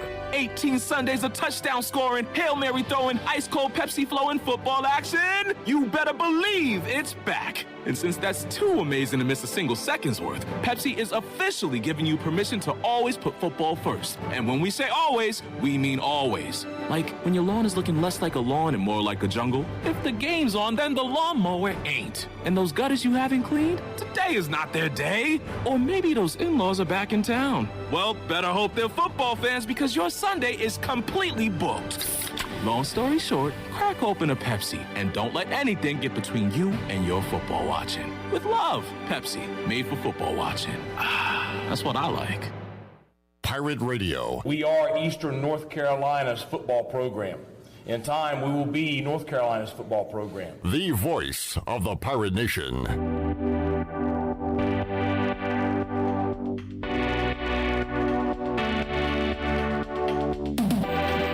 You're listening to Hour 3 of Pirate Radio Live. This hour of PRL is brought to you by Bud Light, reminding Pirate fans to stay in the game and drink responsibly. Bud Light, the official beer of the ECU Pirates, and proudly distributed by Carolina Eagle Distributing since 1989. Now, back to the show. Welcome back. Do you want to get rid of wrinkles? Tighten and lift your skin. Your skin texture, erase veins and brown spots, and get rid of unwanted hair. Are you interested in Botox or filler? Contact the licensed professionals at Beauty Bar Medispa on Red Banks Road in Greenville. Free consultations are available by calling 752-1406 or visiting beautybarmedispa.com. Enjoy your visit. Love your transformation. Now let's head back into PRL. Here's Clip. All right, back with you. Watching some highlights in here, Shirley. Bryce is trying to figure out how that guy's the Dolphins head coach. That little young whippersnapper. He kind of looks like he's just a freshman in college. Yeah. Like just moved into the dorm, trying to find his way around. We were saying yesterday he looks like he won a Madden contest and got to be a head coach in the league. And look who he's shaking hands with there, Bill Belichick. Oh, I know, that's insane. Yeah, so anyway. Kind of looks like a guy that would have won like a cornhole contest. Yeah, he just won, and then they said, you know what, you get a $15 gift card to Wings Over, and also you get to be the head coach for the day. Congratulations. All right, Bryce, let's go outdoors. I want to show you something real quick. Saw this. So we had Gary Higgins on earlier, the ECU soccer coach. Big win over Florida on Sunday for ECU women's soccer. That was awesome to see. Florida also lost to Kentucky in football.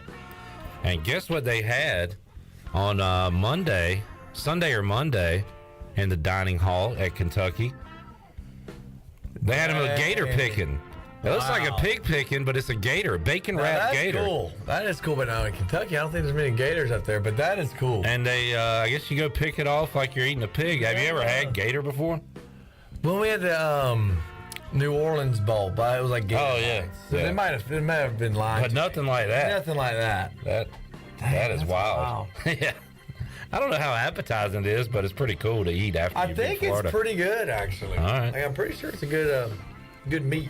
All right. Speaking of which, let's talk some seafood and some deer jerky and things like that. What you been up to? Well, we obviously went home for the weekend, celebrate birthdays, babies being born, and all that. But really, it was more of a preparation, week. Bow season that has started, but they haven't picked any corn here, in Pitt County for me to buy, for deer corn.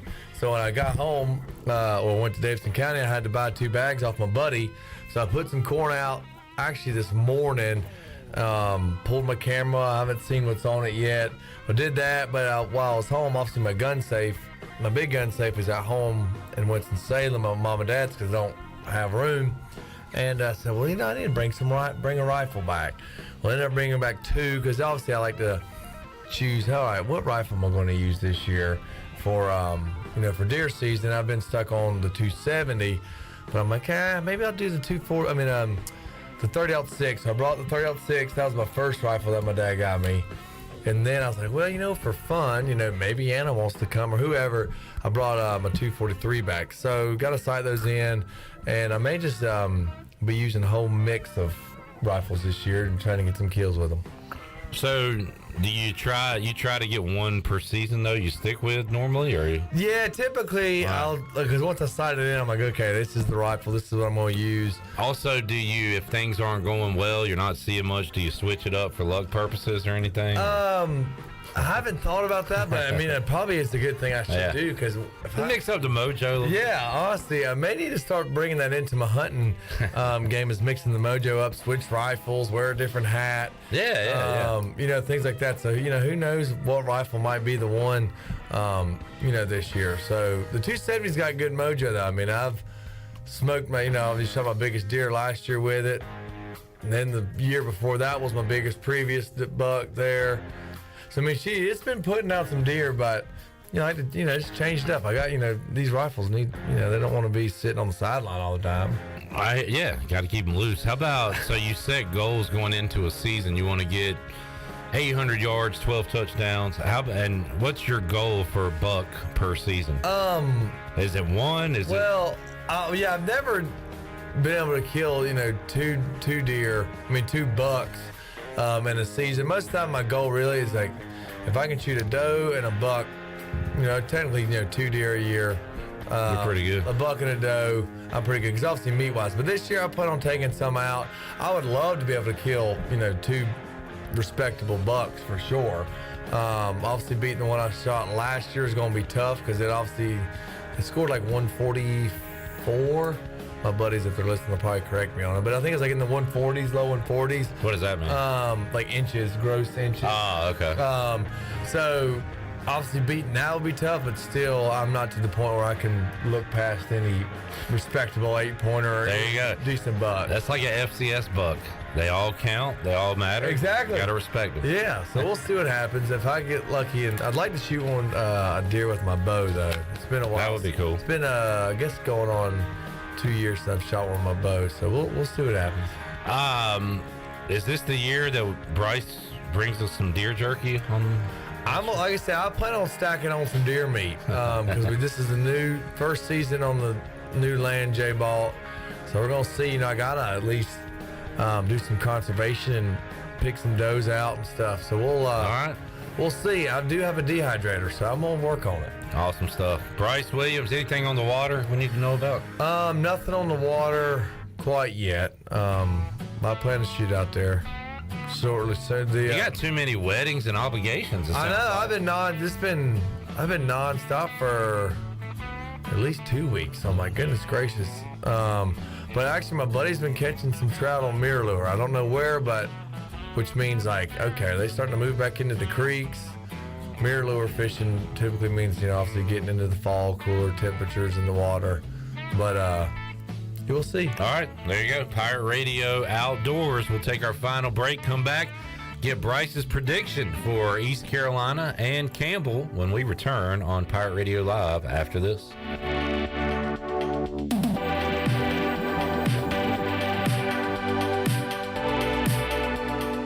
While you're sleeping, our whole hogs are slow cooking over wood to create that bite that Eastern North Carolina is known for. I'm Sam Jones, and for more than 3 generations, my folks have been the torchbearers for what whole hog barbecue is supposed to be. At Sam Jones, you'll find plenty of smoke, but no mirrors. Everything, and I mean everything, is made fresh daily, including our sides, sweets, and sauces. Come on over and see us at Sam Jones Barbecue, and I bet you'll be able to taste our passion in just one bite. Sam Jones Barbecue, Fire Tower Road. Here today with Jeff Stein from Brown & Wood. Hey Jeff, how's inventory going? Inventory levels are increasing. For the first time in over 45 days, we have Mazdas in stock, Buick in stock, Cadillac in stock, and GMC in stock. I highly encourage the customer to go to gmc.com, build and price their vehicle, share that with Brown & Wood, and let us place your order. We need some price protection for these customers, and you got to place an order to have that. Brown & Wood, your #1 dealership in Greenville and the home of the lifetime powertrain warranty. Love is never having to say you're sorry for your internet. Because with MetroNet, you get fast, reliable, 100% fiber speeds you'll love with unlimited data so you can stream, study, surf, and game on all your devices simultaneously. No lag times or buffering. MetroNet offers student deals. Get 100 megabit internet for just $39.95 a month. Switch to MetroNet today at metronet.com/switch. MetroNet. Love your internet. That perfect tractor package you've been eyeing at Quality Equipment just got a little more perfect. Haul your next 1, 3, or 5 Series John Deere tractor off the lot on your brand new trailer. Visit our site at QualityEquip.com to add it to your package. Start with Quality Equipment to get any task done right. We've got the full line of John Deere equipment priced right with low monthly payments and special financing. Plus, we service everything we sell. Visit QualityEquip.com to see our latest offers. Are you ready for some football, Pirate Nation? Bud Light is America's favorite light beer and the official beer of the ECU Pirates. When planning your fun times this football season, be sure to pick up some Bud Light at your favorite retailer. Bud Light carefully brews their beer to be perfect for anywhere there's fun. Because when there's fun, Bud Light is there. Get ready to have fun this season, Pirate Nation, and always stay in the game and drink responsibly. Bud Light, the official beer of the ECU Pirates, and proudly distributed by Carolina Eagle Distributing since 1989.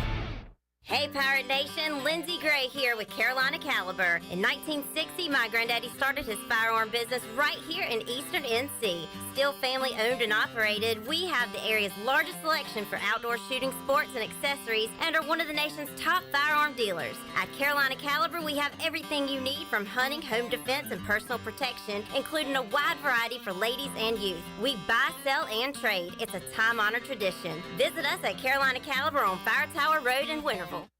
It's bow time. Why are Bojangles Chicken Supremes called Supremes? Well, with golden crispy chicken tenderloins this juicy, tender, and full of bold flavor, what else would you call them? Superbs? Nah, that would be weird. Get your Chicken Supremes combo today with a scratch-made biscuit, your choice of fixin', legendary iced tea, and have you heard there's a new sauce in town? Try our new creamy buffalo sauce when you get a Chicken Supremes combo today. It's bow time. Tired and sluggish? Down in the dumps? Or do you just have the blahs? Well, maybe you need to hydrate. Revive Health and Wellness offers IV hydration, which can help you with lack of energy, improve your mood, assist with immunity, and even fix a hangover. Call today to set up an appointment at 350-1805. Locally owned and operated by Samantha Casper, Revive Health and Wellness has a new location and is ready to serve you. Stop by at 2459 Emerald Place in Greenville or go online at revivehealthwellness.org. This is Marcus Crandall, former ECU Pirate and Grey Cup champion, and you're listening to Pirate Radio, the voice of the Pirate Nation.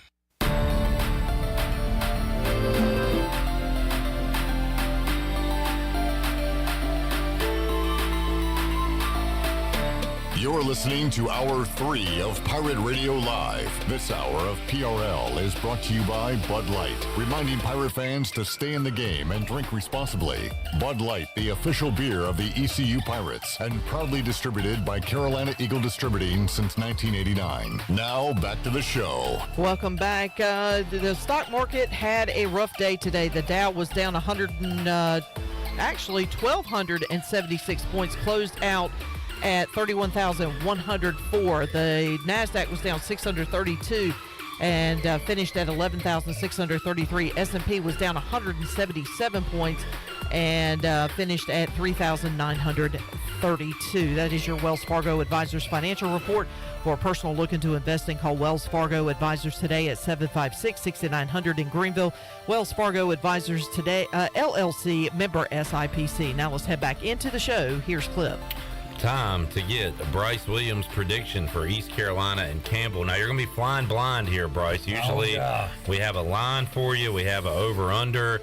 Not that you go exactly by that, but kind of gives you an idea of what Vegas is thinking. Since it's an FCS opponent, we're going to have to wait till later in the week. I haven't seen a line yet. Maybe there's one out there, but you're just going to have to throw it against the wall here. So I'll project it's going to be around 28, 31 points, something like that. I don't know for sure.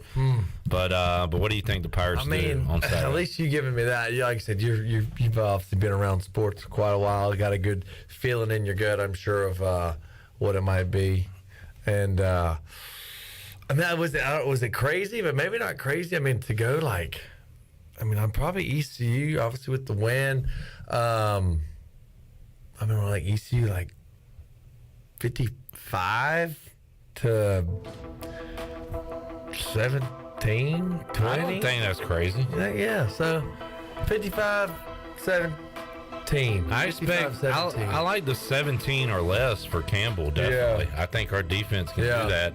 And it kind of just comes down to, can ECU score that many points? I think they can. What if they're in that situation and they take the foot off the gas? Maybe they end up with 38 to 42 instead of 55. So right. I don't know. But, all right, is that your official number? What did I say, 55, 17? I think so. All right. I think so. I'll roll with that. Bryce, thanks for joining us, man. Thank y'all for having me. Enjoyed it as always. The hour goes by fast when we have football to talk about, don't it? Yeah, it's nice. All right, we'll see you Wednesday, 3 o'clock on an all-new edition of Pirate Radio Live. For Shirley, CJ, and the crew here, I'm Clip Brock. So long, everybody. Thanks for listening to Pirate Radio Live, an exclusive presentation of the voice of the Pirate Nation. This is Pirate Radio, WGHB Farmville, 1250 and 92.7 FM Greenville, WDLX Washington, 930 and 104.1 FM Washington. This is the Pirate Radio Podcast. Shirley Rhodes is here, the Chan Man.